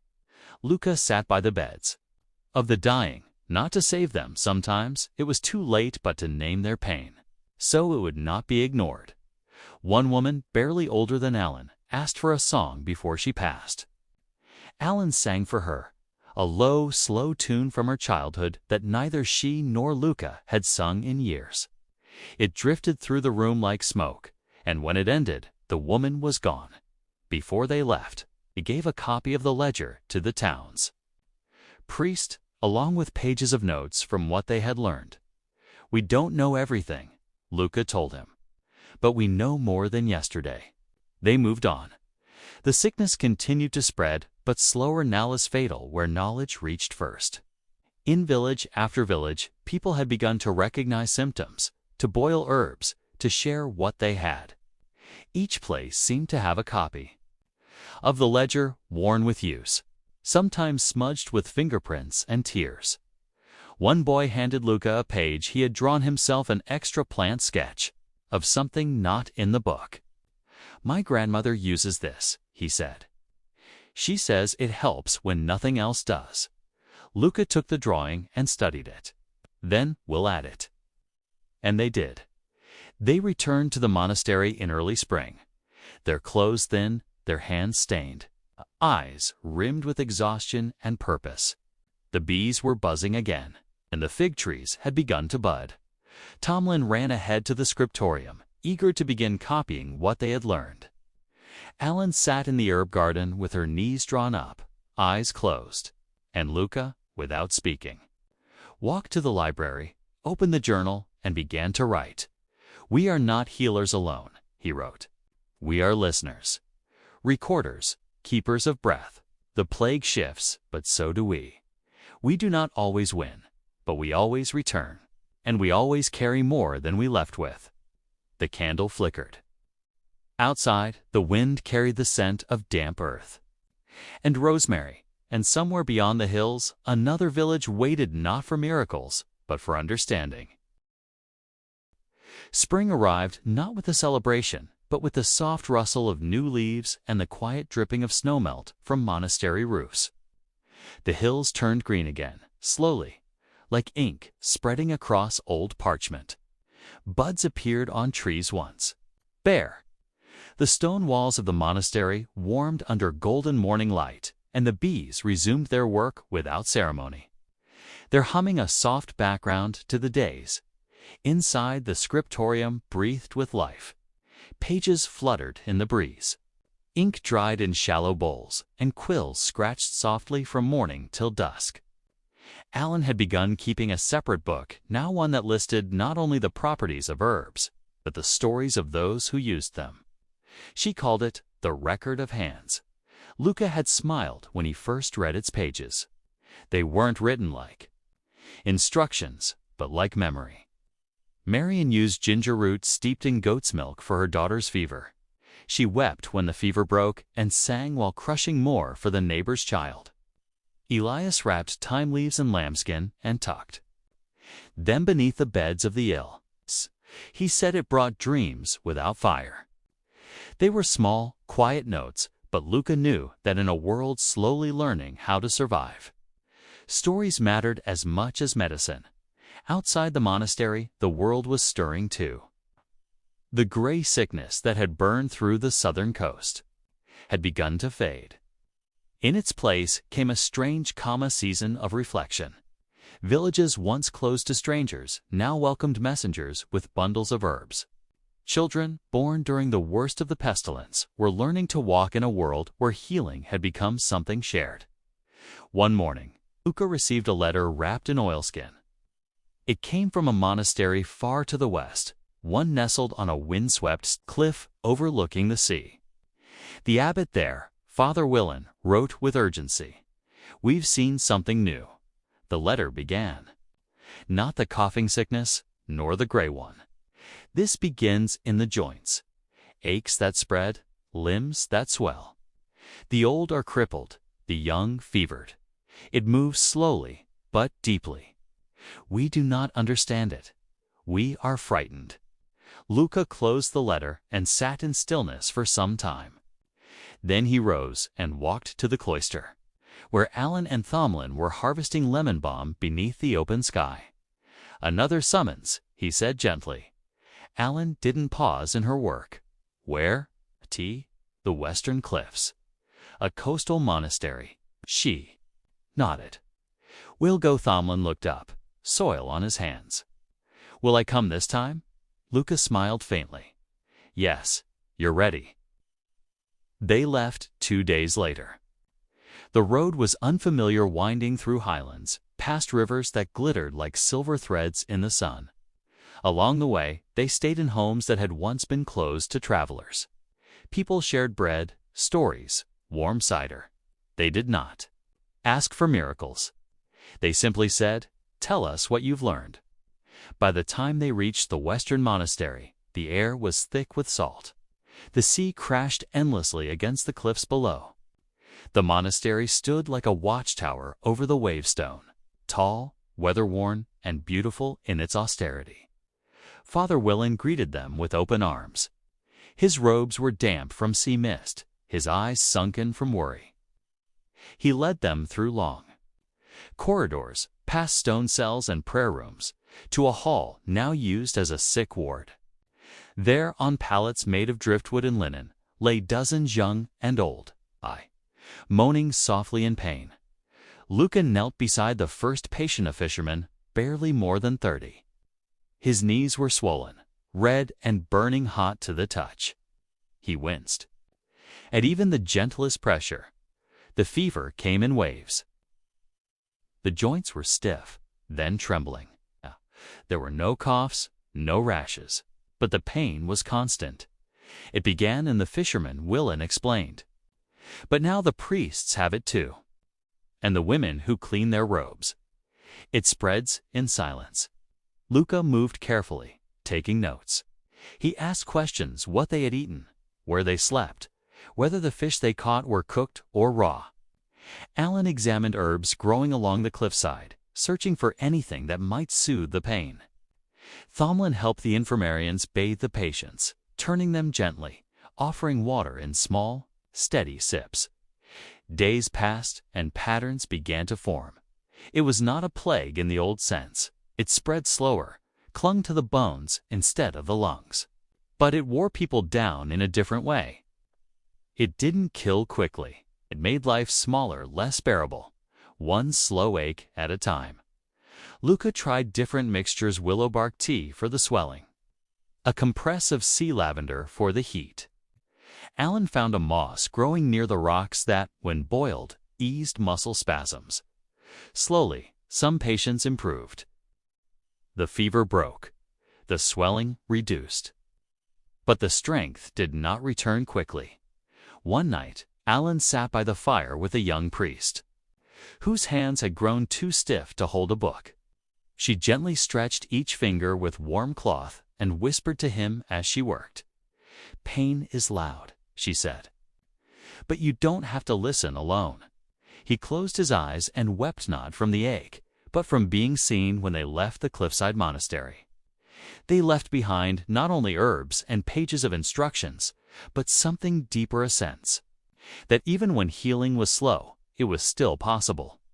They left behind pages from the ledger, new diagrams, and notes of what helped.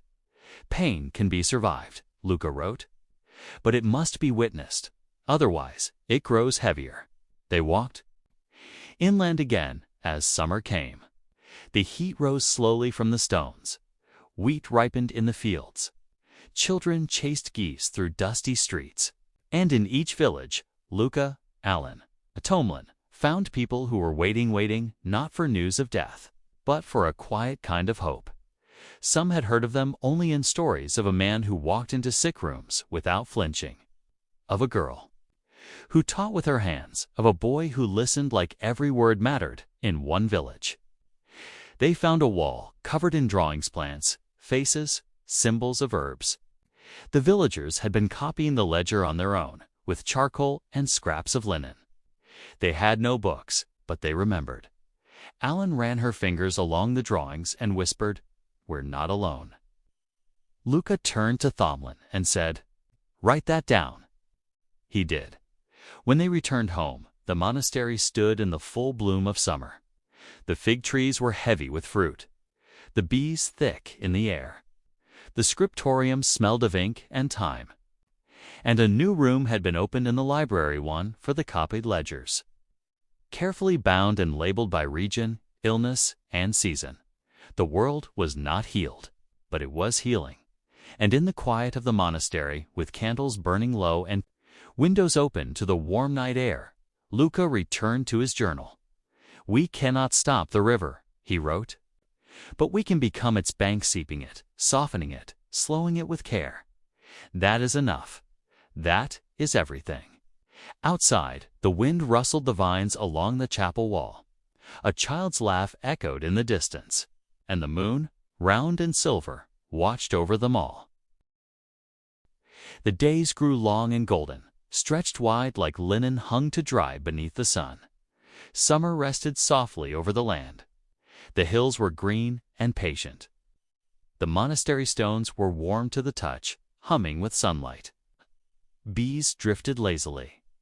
Between the lavender and at night, the sky was a slow procession of stars, too many to count and too bright to ignore. Inside the monastery, life moved with gentle purpose. Luca had grown slower in his steps, not from age, but from thoughtfulness. He paused more often between tasks, choosing stillness before speaking. His eyes had seen too much pain to rush anything now. Each herb he picked, each page he turned, was given time. He believed now more than ever that healing could not be hurried. Alan had taken on more. She led most of the teachings beneath the fig trees, her voice low and calm, her fingers sure. People listened to her as one might listen to water, not loudly, but completely. She showed them how to smell the soil before planting, how to crush rose hips without bruising them, how to trace the outline of a fever without waking fear. And Thomlin, once the quiet boy who carried wood, had begun to write his own entries in the ledger. His handwriting was small and neat, tucked between Luca's larger script and Alan's careful sketches. His notes were observational, tender, filled with curiosity. Child, age 9, could not swallow. Gave fennel tea and sat quietly. Man with burns from forge. Man with burns from forge, wrapped in seaweed, soaked in vinegar. He said it reminded him of the sea, and he slept. They were not grand discoveries, but they were real. And in their simplicity, they held truth.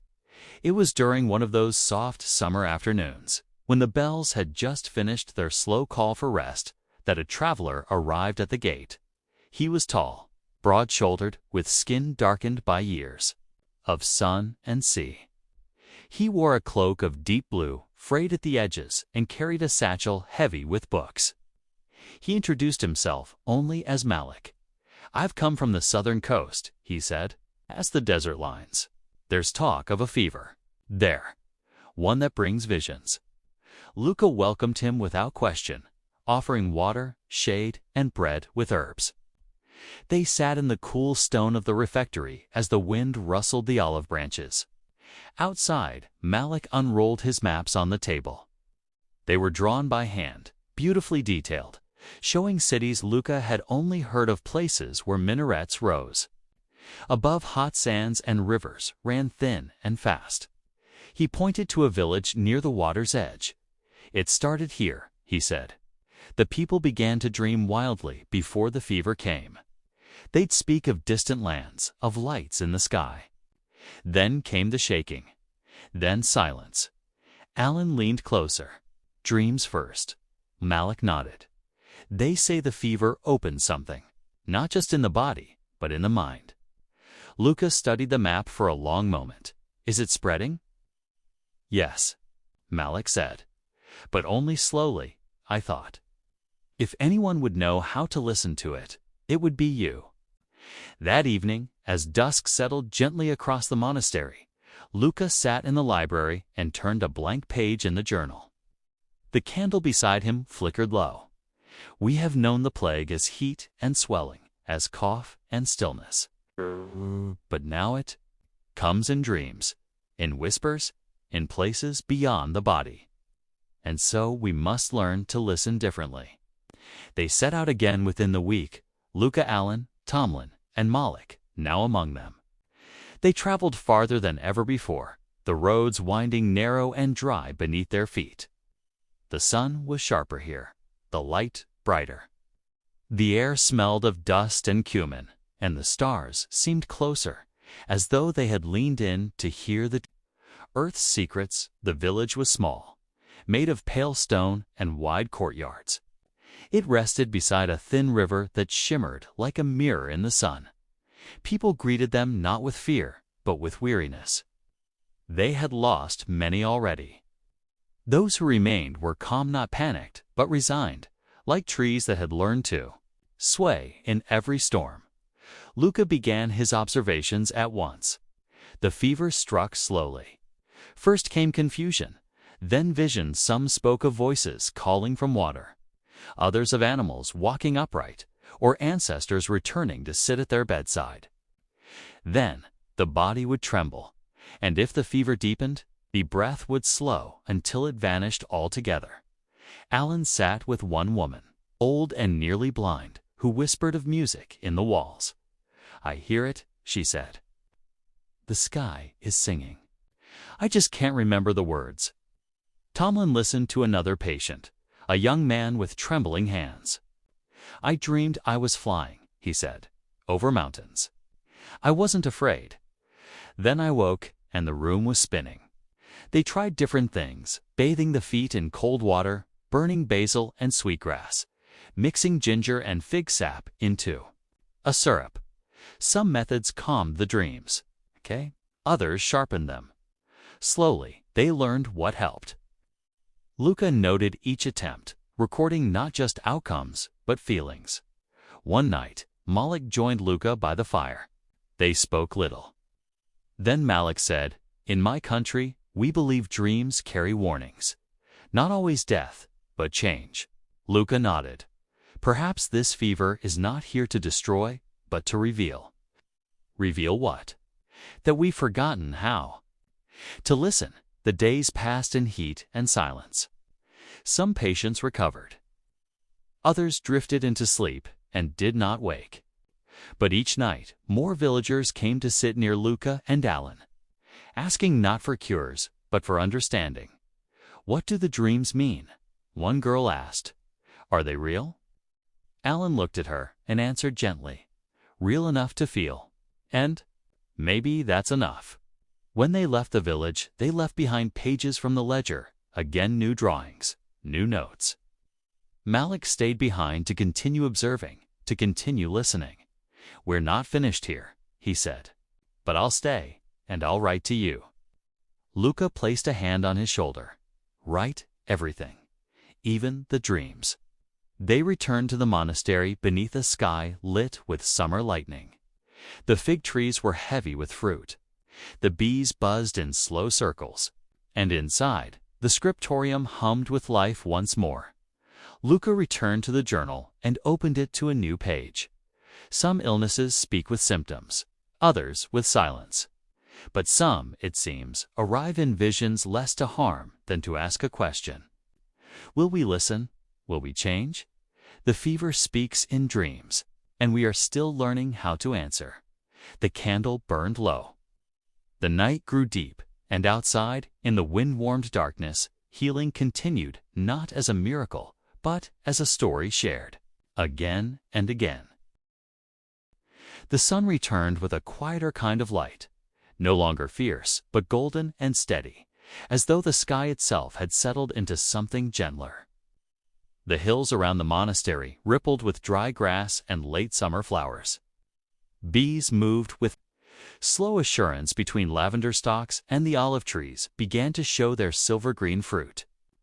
Life, once frantic and filled with grief, had turned deliberate. Inside the monastery, the rhythm of work continued.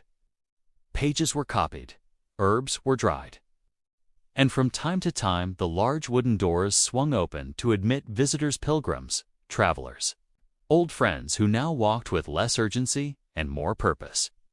They didn't come asking for salvation anymore. They came to learn, to share, to tell their stories. The scriptorium was never empty now. Tomlin often sat by the high windows, writing.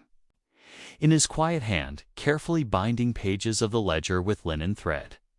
Sometimes he added drawing soft pencil sketches of root systems or of hands clasped around clay cups. He was taller now, his face more certain. The boy who had once watched in silence was now speaking with ease. Alan had taken to teaching in the evenings. Her lessons weren't formal, just gatherings beneath the fig trees, where she told stories of herbs, of illnesses, of what it meant to care even when you could not cure. She rarely gave instructions. Instead, she asked questions. What does healing look like when the wound is invisible? What does silence need in order to soften? And Luca, who had once walked into pestilence with only a satchel and stubborn hope, had become something of a guide to many. Not a master, never that. But someone who understood how to sit beside a grief without trying to change it. Someone who could name a fever in a child's skin. And also in a widow's voice. It was during one of these quiet evenings, when the air smelled of rosemary and dust, that a small group arrived at the monastery gate. They were not sick, not visibly. They were farmers from a valley far north, their faces weathered from years of sun and wind. The oldest among them, a man with a crooked back and hands like twisted branches, carried no belongings, only a small wooden box bound with leather straps. "We came for guidance," he said, setting the box on the courtyard stone. "We've begun forgetting." Luca stepped forward, unsure what he meant. "In our village," the man explained, "we remember the sickness, the black years, the hunger, the deaths. But the children, they no longer ask. They play beside the graves and laugh. And the names, so many names are being lost." Alan knelt beside the box and gently unfastened the straps.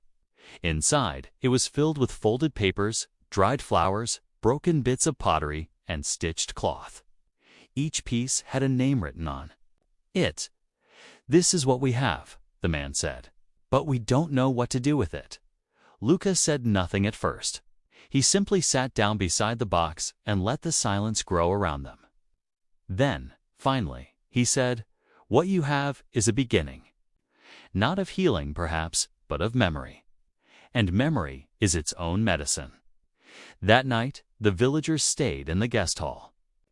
Thomlin brought them warm cider and blankets, while Alan prepared a table in the scriptorium. They laid out the contents of the box one by one, naming each as they went. A scrap of wool from a daughter's shawl. A poem scrawled by a boy who died before his voice deepened. A necklace of simple beads, still faintly perfumed with lavender. "We never had a ledger," the old man said. "We only had hands." Luca opened the monastery's journal to a fresh page and wrote, "There are ledgers written with ink, and there are ledgers written with gesture. Both are sacred. Both remember." The next morning, the villagers left behind not only their box, but also their story. They gave permission for its contents to be copied into the archive. And so the monastery began a new section, not on loss, on remembrance, on what it means to carry forward the names that the world has forgotten. They called it the Quiet Archive. As the weeks passed, others began to contribute. A baker from the west sent a bag of burnt flour, his way of remembering the year there was no grain. A widow sent the lullaby her husband sang before the cough took him. A child, no older than 6, sent a drawing of her grandfather with stars. For eyes, it became clear that the sickness had changed more than lungs or limbs. It had reshaped the way people understood their own place in time. There was a hunger now not just for healing, but for remembering. One day, a monk from a coastal priory arrived with a question. He had no illness to report, no request for herbs. Only this: is there a way to pass on what we've learned, even after we're gone? Alan answered without hesitation, "Yes, write it down. Not the facts, those will change, but write down what it meant, how it felt, what you saw. That's what lasts." Luca added, "And when you don't have words, leave behind gestures, songs, seeds, anything that reminds someone else that you were here, that you cared. As summer faded, the monastery swelled with a strange, comforting energy. Not busy. Exactly. Not hurried. But full like a basket, heavy with harvest. The library shelves expanded. The garden doubled. And the people who came did not leave empty-handed. They carried stories now, and recipes, and small bundles of herbs tied with string. Luca often found himself standing at the edge of the courtyard as the sun dipped low, watching strangers depart on foot, on mule, by boat. Some waved, others paused, and simply nodded, their gratitude quiet but full. One evening, Thomlin approached him as the bells rang softly across the hills. "Do you think it will come again?" the boy asked. "The sickness," Thomlin nodded. "Another kind, another way." Luca looked out toward the horizon, where the sky glowed with the last light of the day. "Yes," he said, "it always does. Illness changes. Pain returns. The world forgets. But we will still be here. And so will the pages, the gardens, the songs. That's how we meet it." Thomlin was quiet a moment. Then he said, "I'll remember that." That night, Luca wrote in the journal once more. "We do not stop the sickness, but we soften it. With every touch, every page, every story carried forward. We become part of what survives. And in that way, we live beyond our breath." The candle burned low beside him. The pages fluttered in the breeze from the open window. And outside, the wind whispered through the olive trees, carrying with it the soft, steady breath of a world that had learned how to endure not with power, but with memory. Autumn crept in slowly, like an old friend returning without announcement. The leaves on the hills shifted from green to gold, rustling gently in the cool morning breeze. The vines clinging to the monastery walls turned crimson and amber. Even the sunlight felt different, now angled and warm, but softer somehow. Like a fading lullaby, the monastery's courtyard echoed with quieter sounds now. The shuffle of robes, the soft clang of a spoon on a bowl, the rustle of parchment in a passing breeze.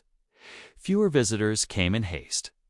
Many now arrived simply to sit, to walk through the herb gardens, to run their hands along the walls and feel, in the stones, the weight of stories that had settled there over time inside the scriptorium. The candlelight danced across shelves that now held more than just ledgers. There were bundles of dried herbs labeled in multiple hands, scrolls wrapped in linen, boxes filled with carved tokens and stitched cloth, each one gently recorded and placed beside a name or memory. The quiet archive, which began as a box from a northern village, had grown into its own quiet wing, a cathedral, not of stone, but of remembering. Alan spent her mornings in that space now. She had begun collecting lullaby-soft songs whispered by those who had lost and survived. Many were from mothers who no longer had children to sing to, or from children who sang what they could remember. Each melody was recorded phonetically, then translated gently into words. She sang one sometimes in the evening, seated beneath the olive tree, just beyond the courtyard. It was a lullaby from the coast, brought by a woman whose husband had died during the dream fever. Breathe in light, and out the dark, let sorrow drift beyond the bark. A name held close, a hand once near. We carry love through every year. Thomlin liked to sit nearby when she sang, sometimes sketching, sometimes listening with his eyes closed. He said it made his thoughts softer, less sharp. It helped him write. He had taken up the task of documenting what they called remnants, those items sent by villages, families, and strangers from afar. He drew each one with careful lines. The cracked bowl from the baker's wife, the sea glass beads worn by a girl who had nursed her entire family, the frayed ribbon that once tied back the hair of a healer lost in the early plague. Luca read every new entry. He kept a separate book now, where he wrote not the symptoms or remedies, but what he called the echo's reflections, single lines, fragments of feeling. He believed memory did not need to be complete to be true. He slept with his hand over his heart, said it stopped the fear. She could no longer walk, but she asked to sit in the garden and smell the thyme. They died within hours of each other. But they laughed at supper, not knowing it was the last. These were the kinds of notes that never made it into formal ledgers. But they lived here, held like lanterns in the dark. One morning, as the leaves turned more completely to orange and the scent of burning wood began to drift through the air, a group of women arrived from a distant abbey across the riverlands. They were herbalists, all of them, and they brought with them something Luca hadn't seen in years, a black bundle of tightly bound manuscripts. They were charred at the edges, but still legible. "This is what we salvaged," the oldest woman explained. "Our abbey caught fire last winter. It was an accidentan oil lamp knocked over during a storm. Most of the buildings were saved, but the infirmary library burned." She placed the bundle in Luca's hands. "These are the only copies of our cures, our experiments, our failures. They're stained. Some pages are brittle. But we brought them to you so they would not vanish." Luca held the bundle to his chest, gently. "You came to the right place," he said. "We'll help preserve them." And they did. Over the next 2 weeks, the women remained in the monastery, working beside Alan and Tomlin to gently copy what was salvageable. Some of the pages were too damaged, but even fragments were documented partial sentences, formulas missing measurements, half-drawn herbs with no names. Alan called them incomplete prayers. These words, she whispered to Luca as they worked, were written by someone who believed they could help. Even if they didn't finish, they mattered. When the women returned home, they left behind new friendships and the promise of shared learning.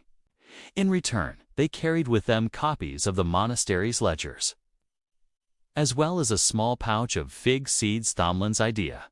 "Plant them," he told the youngest of the group, "and let the tree remember, even if we forget." Later that season, a letter arrived from the coast where Malik had remained with the Dream Fever village. T's handwriting was as strong and even as ever, but the letter was filled with sorrow. "I write with heavy hands," it began. "Many here have passed in recent weeks, not from the fever, but from what came after confusion, loneliness, a kind of forgetting. I wonder now if some sicknesses are not of the body, but of what the body carries. Grief, when left unspoken, begins to rot." He closed the letter with a question. How do we heal what cannot be seen? Luca sat with the letter for a long time. That night, he added a single line to his Echoes book. To speak of sorrow is to make space for breath again. The next morning, he asked Alan to gather everyone, visitors, residents, scribes, and students. They sat together in the long chapel beneath the pale stone arches, with only candlelight between them. Luca stood at the front, but did not lecture. He simply said, "Let's speak what we've never written." One by one, people stood. Some shared names, some shared losses, some simply wept. But each voice was met with silence, deep, respectful, and full. That evening marked the beginning of what became known as the evening vigils.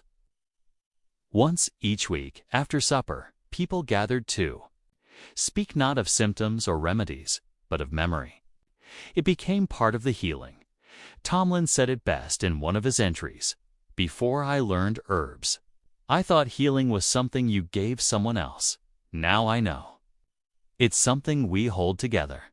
As the first frost came to the hills, the monastery turned inward once more. The bees disappeared. The fig leaves fell. Smoke curled slowly from the chimneys, and the candles burned earlier each day. But the light within never dimmed. If anything, it deepened. The story of the sickness of many sicknesses had become more than one of pain. It had become a story of care, of hands holding hands, of names spoken aloud, of memory stitched into pages and silence broken by lullabies. And in the quiet of the library, beside a candle whose wax had nearly pooled across the table, Luca wrote. His final line of the day, let it be said that we remembered. Not perfectly, not completely, but with love. And love, too, is medicine. Winter arrived like a breath held in silence. The trees stood bare, their branches etched against a sky so pale it seemed woven from milk and ash. Frost gathered on the monastery's stone arches, tracing silver veins across each surface. The fountains slowed to a trickle. The fig trees, once heavy with fruit, now stood quiet, their leaves curled and fallen like forgotten words. Inside, the monastery breathed with warmth. Fires crackled in every room, their light flickering on old wood and parchment. The scent of rosemary and smoke lingered in the halls. In the scriptorium, candlelight fell softly across open pages, and even the ink seemed to move slower in the cold. Luca rose earlier now, before the bells, when the corridors were still dark and the air crisp. He liked the quiet before the world woke.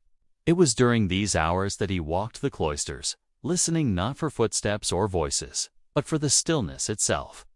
He carried with him a simple book bound in brown leather, the original journal. He had begun long ago, before the ledgers, before the archives. Many of its pages were filled now, not just with symptoms and treatments, but with things he could never explain in a remedy. Moments, memories, the soft, persistent hum of care. In the face of death, he reread one line often. We become the hands that remain. Alan spent her mornings now in the herb cellar, where dried bundles hung from the beams and the air was filled with the rich, earthy scent of preservation. She had begun blending teas for sleep combinations of valerian, lavender, chamomile, and skullcap. She called them night companions, meant not to cure, but to comfort. They were labeled with names like Forget-Me-Not and the Weary Shepherd. These are not for the sick, she said softly to Tomlin one day. They're for the living who carry too much. Tomlin had become something of a keeper, of pages, of memories, of patterns. He had learned to recognize when a person's silence was more dangerous than their fever, when a shaking hand meant not illness, but grief. He often said little, but when he spoke, people listened. And so it was Tomlin who first noticed the stranger before anyone else. It was a morning like any other, cold, clear with the faintest mist rising from the earth. Tomlin was tending to the herb beds just outside the eastern gate when he saw the figure walking slowly along the path. The man wore a faded blue cloak, torn at the hem. His boots were muddy, his hands bare, despite the cold. He moved like someone unfamiliar with rest. Tomlin waited. When the man drew closer, he looked up with eyes that were tired, yes, but steady. I've come from the mountain border, he said. They call it the Broken Valley. We've lost too many. And I didn't know where else to go. Tomlin led him gently inside. Later, in the fire-warmed chamber where guests were received, Luca sat with the man and listened. His name was Oren. He had been a teacher once, then a farmer, then a caretaker for an entire village when illness returned in a form he could not name. It was slow, Oren said. No fever, no coughing, just hunger. But not for food, for memory. People began forgetting where they'd set their cups, their tools, their children's names. They wandered, they repeated words. Some forgot how to sleep, others forgot. They were alive. Luca listened without interrupting. Alan, seated nearby, said only one word. When? Oran looked down at his hands. It started before the harvest. But now it's almost all of them.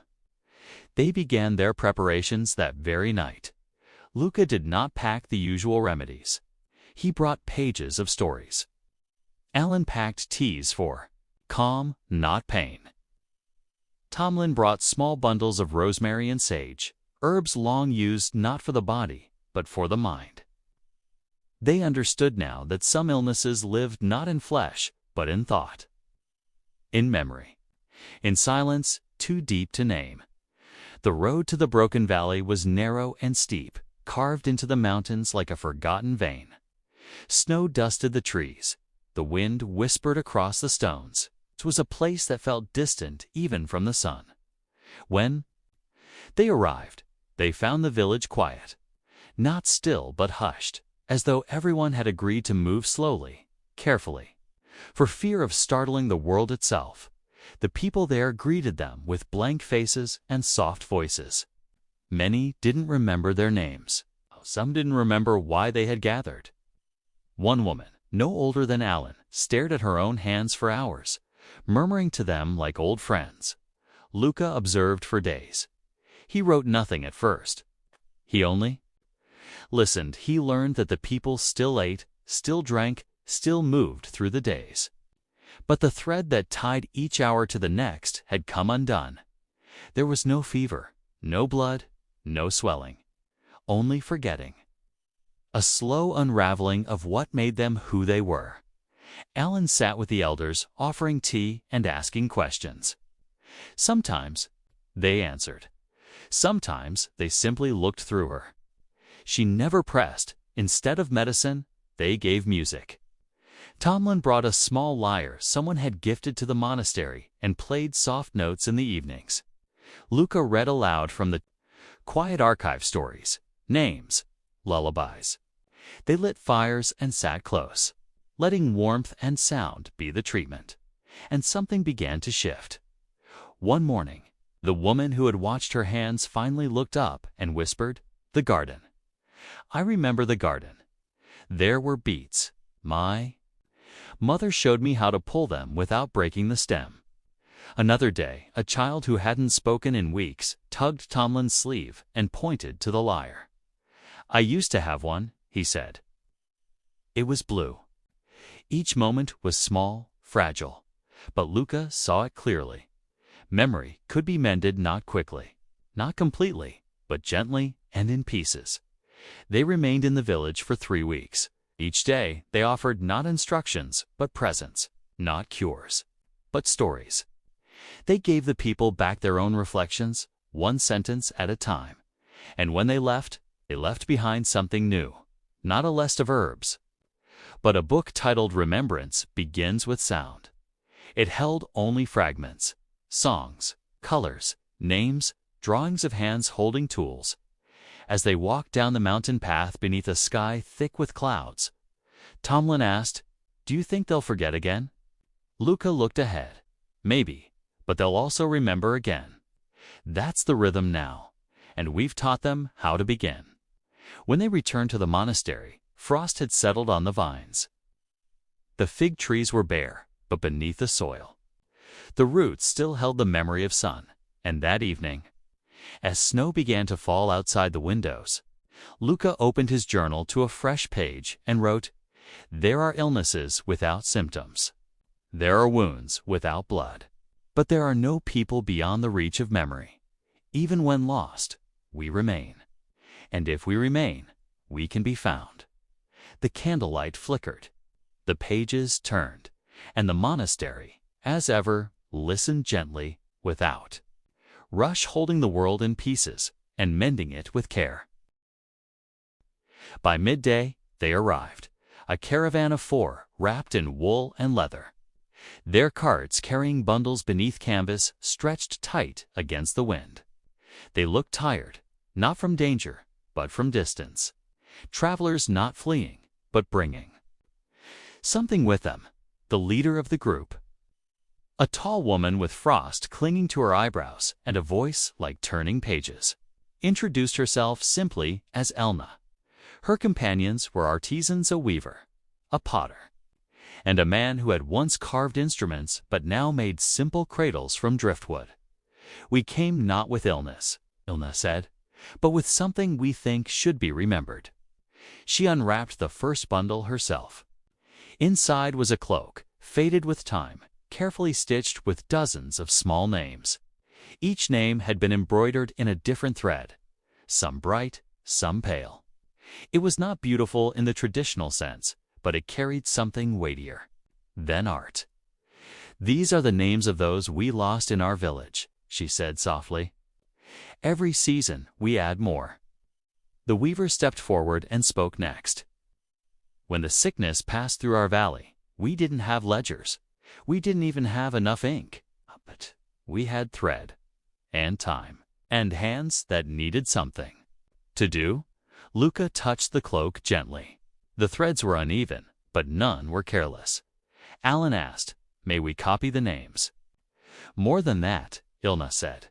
"We hoped that maybe someone could read them aloud."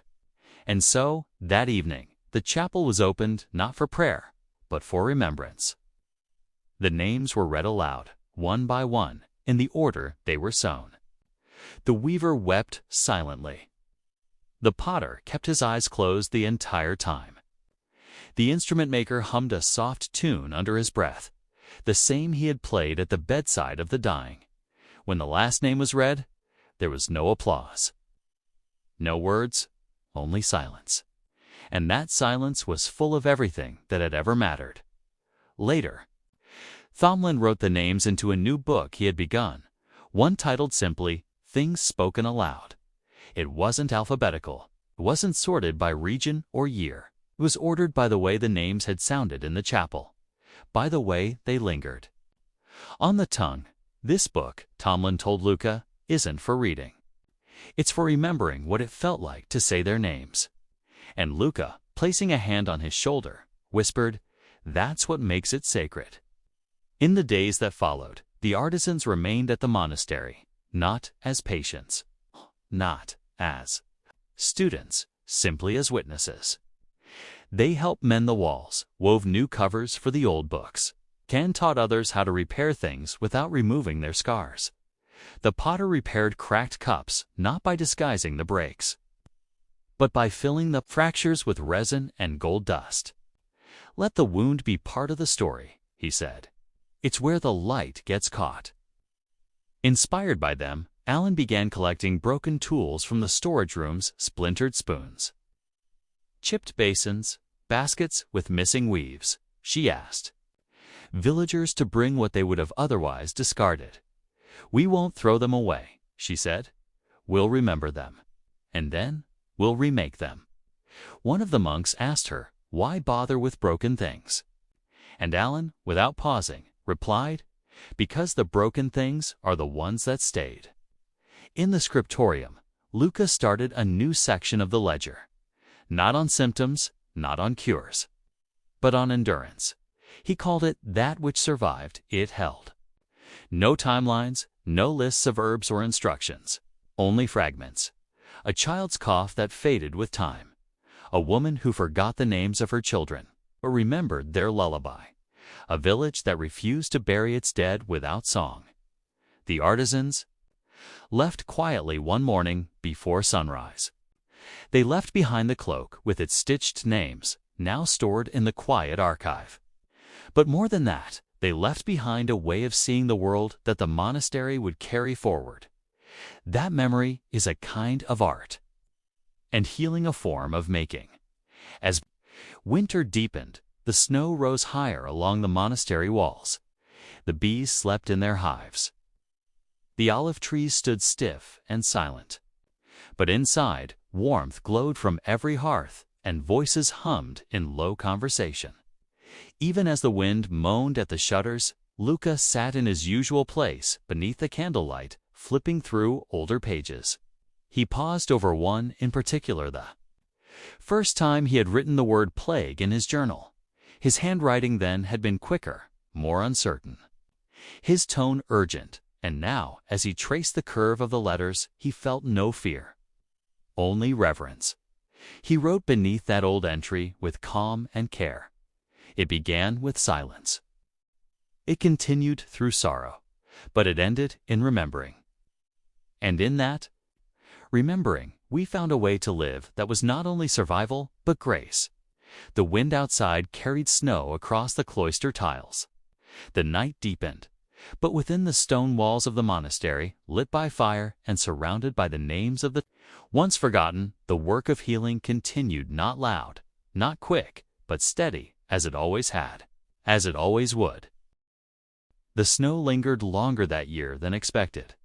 It clung to the monastery's roof like a second skin, delicate but insistent.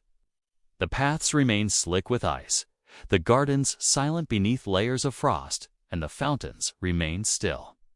But inside the monastery, something deeper began to stir. Not the return of spring just yet, but the quiet murmur of memory, asking to be heard in the early mornings. Before even the kitchen fires were lit, Luca would walk to the archives, holding a candle in one hand and his journal in the other. The cold air bit at his fingers, but he did not mind. These silent hours felt like sacred ground, a space between sleep and waking, where the world was still soft enough to receive a thought without judgment. The pages before him were worn now, smudged by fingertips and years. Yet each one, each entry, felt more alive than ever. He read through the earliest notations of plague symptoms and the feverish scribbles from days of desperation. Then came the softer ones, slower, written with a steadier hand, stories of names recovered, lullabies remembered. Broken cups turned golden with care. It was Tomlin who first noticed that the birds were returning. He said it without ceremony.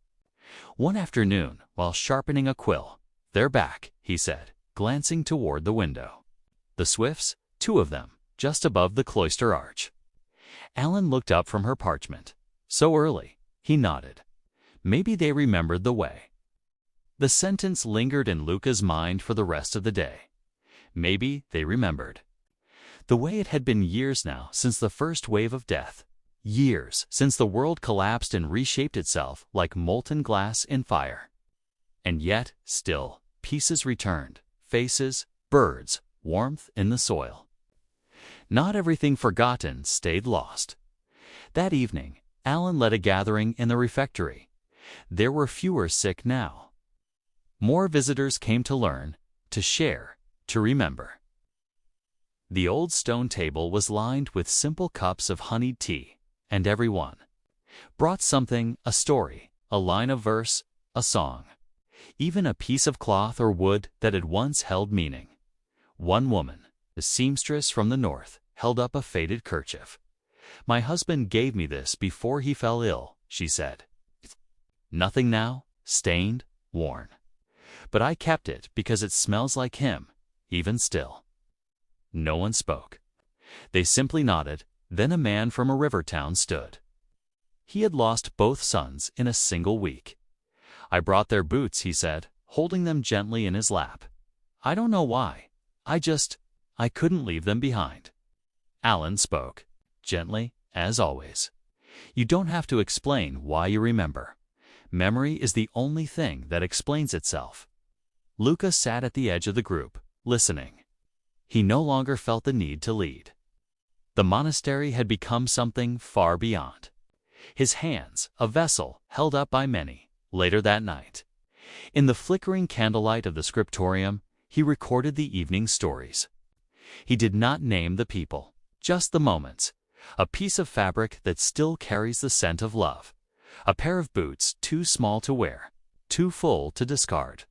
A woman who sings lullabies to the garden in winter. He titled the page, "The Things That Stayed as Days Passed, and the Sun Slowly Began to Lengthen Its Stay." Alan took Thomlin to the southern edge of the monastery, a place they rarely visited in winter. There, long ago, plague victims had been buried in rows without names. The ground was quiet now, covered in frost and dried leaves. "We never marked them properly," she said. "At the time, there were too many, and not enough of us." Tomlin was silent for a long moment. "What should we do now?" Lynn bent to the ground and pressed her hand into the frozen earth. "We begin." Over the next week, they worked slowly, lovingly. Thomlin carved small wooden markers from fallen branches, each one inscribed with a symbol, not a name, but a shape or sign that captured something human. A heart, a leaf, a circle, a hand. Alan burned herbs and whispered prayers as she placed each marker in the soil. There was no ceremony, no bells, no proclamation. Just time. Just presence. Luca joined them on the last day, holding a book bound. In pale leather, inside were pages with entries that had no names, just symptoms and fates. He read aloud each one, not loudly, but gently, and as he read, he placed the book in the hollow of an old tree near the graves, not to be preserved, but to return what had once been taken, a voice. The wind stirred lightly through the branches. And somewhere in the distance, a stream whispered through the last of the snow. Back inside, Tomlin wrote a single line on a fresh page. We cannot know them, but we can stand where they stood. And sometimes that's enough. And it was.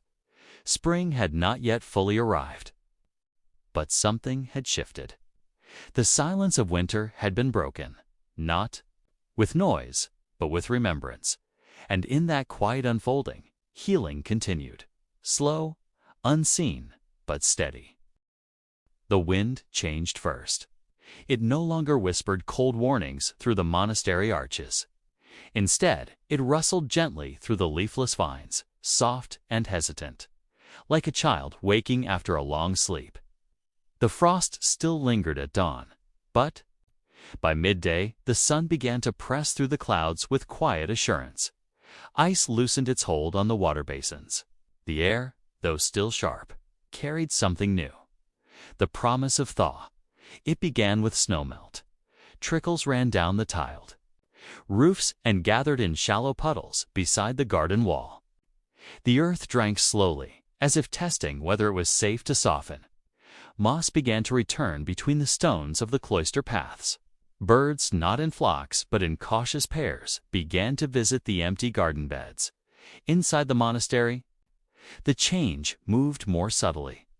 People smiled longer. They lingered in the refectory after meals. Conversations wandered into laughter, and even the silence that once felt heavy now seemed peaceful. Not an absence, a pause. Luca noticed it most in the way people touched things. How hands rested gently on the backs of chairs. How fingers traced the wood grain on tables, as if everyone had remembered how to be present, not just with one another, but with the world around them. Tomlin was the first to open the windows. One morning, he unlatched the high frames in the scriptorium, and the cold air rushed in, carrying with it the scent of thawing soil. Pages fluttered, dust swirled, and the entire room exhaled. "It's not warm yet," Luca said, smiling. "No," Tomlin replied, "but it's ready." That day, they began bringing the seed jars down from the shelves. Alan joined them, brushing away the dust that had settled during the long winter. Each jar held the memory of past seasons: beans, lentils, herbs, fig pits, flower seeds that once lined the walls. Some jars were nearly empty. Others had been untouched for years. They laid them out along the long table, not to plant. Not yet, but simply to be near them. Each one held a kind of stillness, a sleeping promise. Alan touched the fig seeds gently. "Do you think these still remember how to grow?" she asked. Luca answered without thinking. "Everything remembers, even silence." By evening, the candles were lit again, but they didn't need them quite as early. Later that week, a letter arrived, carried not by a messenger, but by a shepherd boy who had heard of the monastery from a traveler. "It's from the old stone town near the eastern forests," he said. "They wanted you to have this." The letter was folded many times and sealed with wax pressed by a spoon. Inside, the handwriting was uneven but legible. "We've begun to heal. Not in the way we thought, not quickly, and not by forgetting, but by planting, by sharing stories, by gathering each week to read aloud from the letters we once ignored. We remembered one name, then another, and now we write them all down. Please send us more lullabies." Luca held the paper against his chest. Then he gave it to Alan. We'll send them everything, she said, already reaching for a pen the next morning. They prepared a bundle. Not medicine, not tools, but paper carefully copied lullabies, lines of comfort, simple drawings made by Thomlin and the younger scribes. One page bore a single phrase in large script: "You were here." And that mattered, as the boy left with the parcel. Alan pressed a piece of lavender into his hand. "Give this to someone who forgets too often that they are loved," she said. He nodded solemnly and tucked it into his shirt. As the days passed, more messengers came. Some brought stories. Others brought offerings, seed cakes, cloths embroidered with symbols of remembrance. Even tiny scrolls with prayers written in languages Luca could not read. They added them all to the quiet archive, placing each new piece with reverence, not as relics, but as living things. One day, Tomlin discovered something unexpected: an old drawer hidden beneath the main altar in the chapel. It had no lock, only a wooden knob worn smooth with age. Inside, there was a bundle of folded parchment tied with red thread. He carried it to Luca in silence. They unfolded the pages together. It was a list long, careful, written in a firm hand. Names, dates, notes in the margin. Who were they? Thomlin asked. Luca's eyes moved slowly over the ink. "These are the ones who died in the monastery," he said quietly. "Not just from the plague, from all the years before. The ones who tended the sick, the ones who stayed." The pages were old but intact. They hadn't been hidden to be forgotten. They had been protected, preserved for a moment when someone would be ready to see them. Tomlin suggested they add them to the Book of Voices, the one kept in the chapel for anyone to read aloud from. During the evening vigils, they waited long enough, he said. They should be heard. And so that week, during the vigil, Thomlin stood with the book in hand and read the names, one by one. No stories, no embellishments, just the sound of a name spoken aloud. Some brought tears. Others brought quiet smiles. A few brought recognition, family names perhaps, or echoes of old tales told by candlelight. When he finished, no one spoke.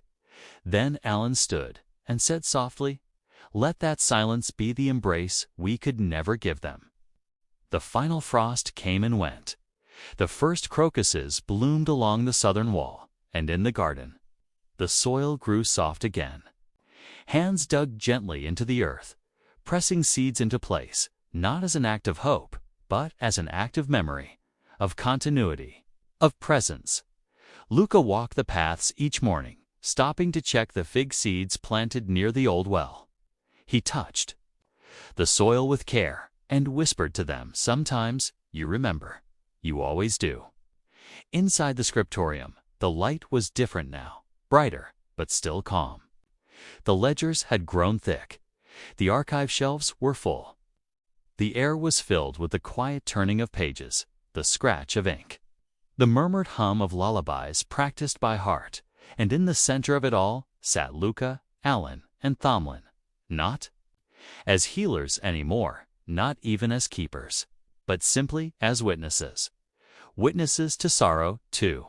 Survival to silence that finally spoke, and to a world that remembered how to remember. The rains came first, not in storms or torrents, but in steady, thoughtful rhythms. Showers that softened the earth without bruising it. Water that slid down the stone walls of the monastery like blessings from the sky. It pooled gently along the garden beds, soaked into the cloister paths, and fed the roots of the fig trees that had once seemed to dry, too tired to try again. The first fig leaf appeared in early April. Small, green, and hesitant, it unfurled. In the sunlight, like a whispered reply to a question the earth had been asking all winter. Alan noticed it first. She knelt beside the base of the tree with her hand gently cradling the branch. No words, just a smile, soft and tired and wide. "It's begun," she said quietly. And with those two words, something shifted in all of them. They were no longer caretakers of a great wound, no longer only the keepers of loss. They were gardeners again, students, neighbors, witnesses of growth that season. The monastery changed, not in structure, but in feeling. The doors stayed open longer. The children who had once come for food or safety now came to help. They carried seed baskets, scrubbed stone steps, painted new signs for the guest rooms. They giggled in the corridors. They whispered secrets, too. The bees? There were bees again. The first hive had survived the cold, hidden in the south-facing alcove beneath the bell tower. Tomlin discovered them while cleaning the eaves and paused for nearly half an hour, simply watching. "They're building again," he said later, starting small. Much like the monastery itself, visitors arrived with fewer burdens now. They came not in fear, but in reverence. Artists, scribes, herbalists, singers, people who remembered the silence and wanted to help fill it, not with noise, but with meaning. One woman arrived carrying a wooden instrument shaped like a bird. "I came to return sound," she said. There was none for so long. She played in the evenings beneath the olive trees. Her music wasn't grand. It meandered like a stream, gentle and curious. People sat nearby with their eyes closed, listening as though remembering how others brought new words. A man from the coast had gathered tales of survival from dozens of villages and began transcribing them into a large, cloth-bound book. "It's not history," he said. "It's something softer, a record of breathing through grief." They called it The Long Pause. Alan and Luca both contributed pages. Alan wrote of the people who remembered through taste, the baker who recreated the bread her sister used to make, the mother who stirred soup exactly 6 times, just as her father had taught her before the fever took him. Luca wrote of the way grief changed shape. "At first, it was a blade," he wrote. "Then, it was a shadow. Out as a river I walk beside, never quite touching, but always hearing. Spring moved gently through the monastery. The fig trees grew thick with leaves. Bees busied themselves with the purple thyme flowers. The olive trees began to bud, and beneath it all, the earth hummed, not loud, not quick, but steady." One afternoon, Tomlin brought something folded in linen to the scriptorium. "I found this in the bottom drawer of the old desk," he said. "I don't think anyone's touched it in years." Inside the cloth was a single letter, sealed and yellowed with age. They gathered around as Luca broke the seal. The handwriting was unfamiliar, delicate and careful. It was dated nearly 2 generations ago. "To the one who finds this, if the world has reached you through silence, then you are living in a time of remembering. I do not know your name, nor what sorrow brought you here, but I believe in you. I believe in the steady work of hands, the quiet kindness of strangers, and the way a name, even whispered, can become a bridge back to life. This monastery is not made of stone. It is made of patience. Keep going. Someone will need what you carry, no?" One spoke. Tomlin folded the letter again, gently, and placed it beside the Book of Voices. "Let it stay here," he said. "For the next time the silence returns." That night, during the vigil, the candlelight danced a little brighter. People read not just names, but lines of poetry, fragments of joy, memories of the first flowers they saw after the plague ended. A child read aloud for the first time. His voice trembled, but no one corrected him. "I saw my sister in a dream," he said. "She said the wind was warmer now." The group fell still, and someone whispered, "Yes, yes, it is." Lucas stood at the back, hand resting gently on the chapel doorframe. He closed his eyes and let the words wrap around him. Not all wounds healed into smooth skin. Some healed into songs by the end of spring. The monastery garden bloomed with color: blue chicory, golden yarrow, violet sage. The fig trees bore their first pale fruits. The bees worked endlessly. and the soil, soft and dark, held it all. Without resistance, in the scriptorium, the shelves were full. The pages of the quiet archive were thick with memory, and Luca began writing his final entry in the first ledger. It did not end in fever. It did not end in sorrow.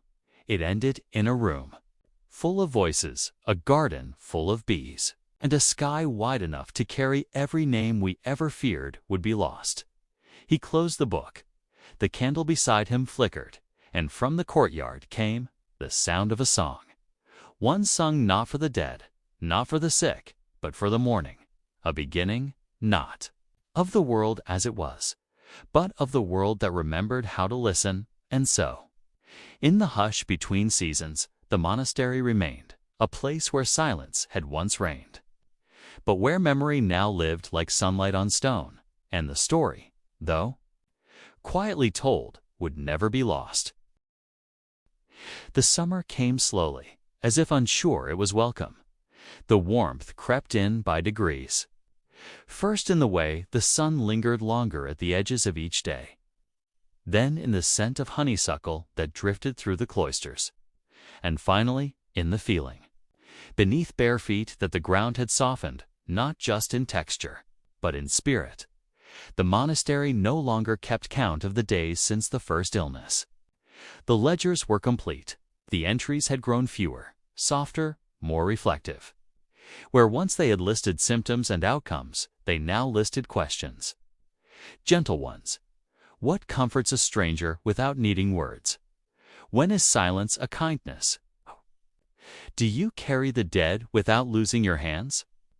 Luca rose each morning just before the bell, not to write or tend to patients. There were few now, but to walk among the fig trees. He did not touch them. He only passed between them like a ghost becoming real again. The fruit hung low and sweet, not yet ready to pick, but full of promise. Alan had taken to teaching again. Not lessons in herbs or symptoms, but something deeper. She gathered the younger ones in the garden or beneath the olive trees and asked them to listen, not to her, but to the wind, to their breath, to the stories they already carried. When the world grew sick, she said one morning, we thought the only cure was fighting. But we learned that some things ask not to be defeated, only to be heard. Tomlin spent most of his time now in the workshop, not repairing, but building anew. He carved benches for the garden and shelves for the quiet archive.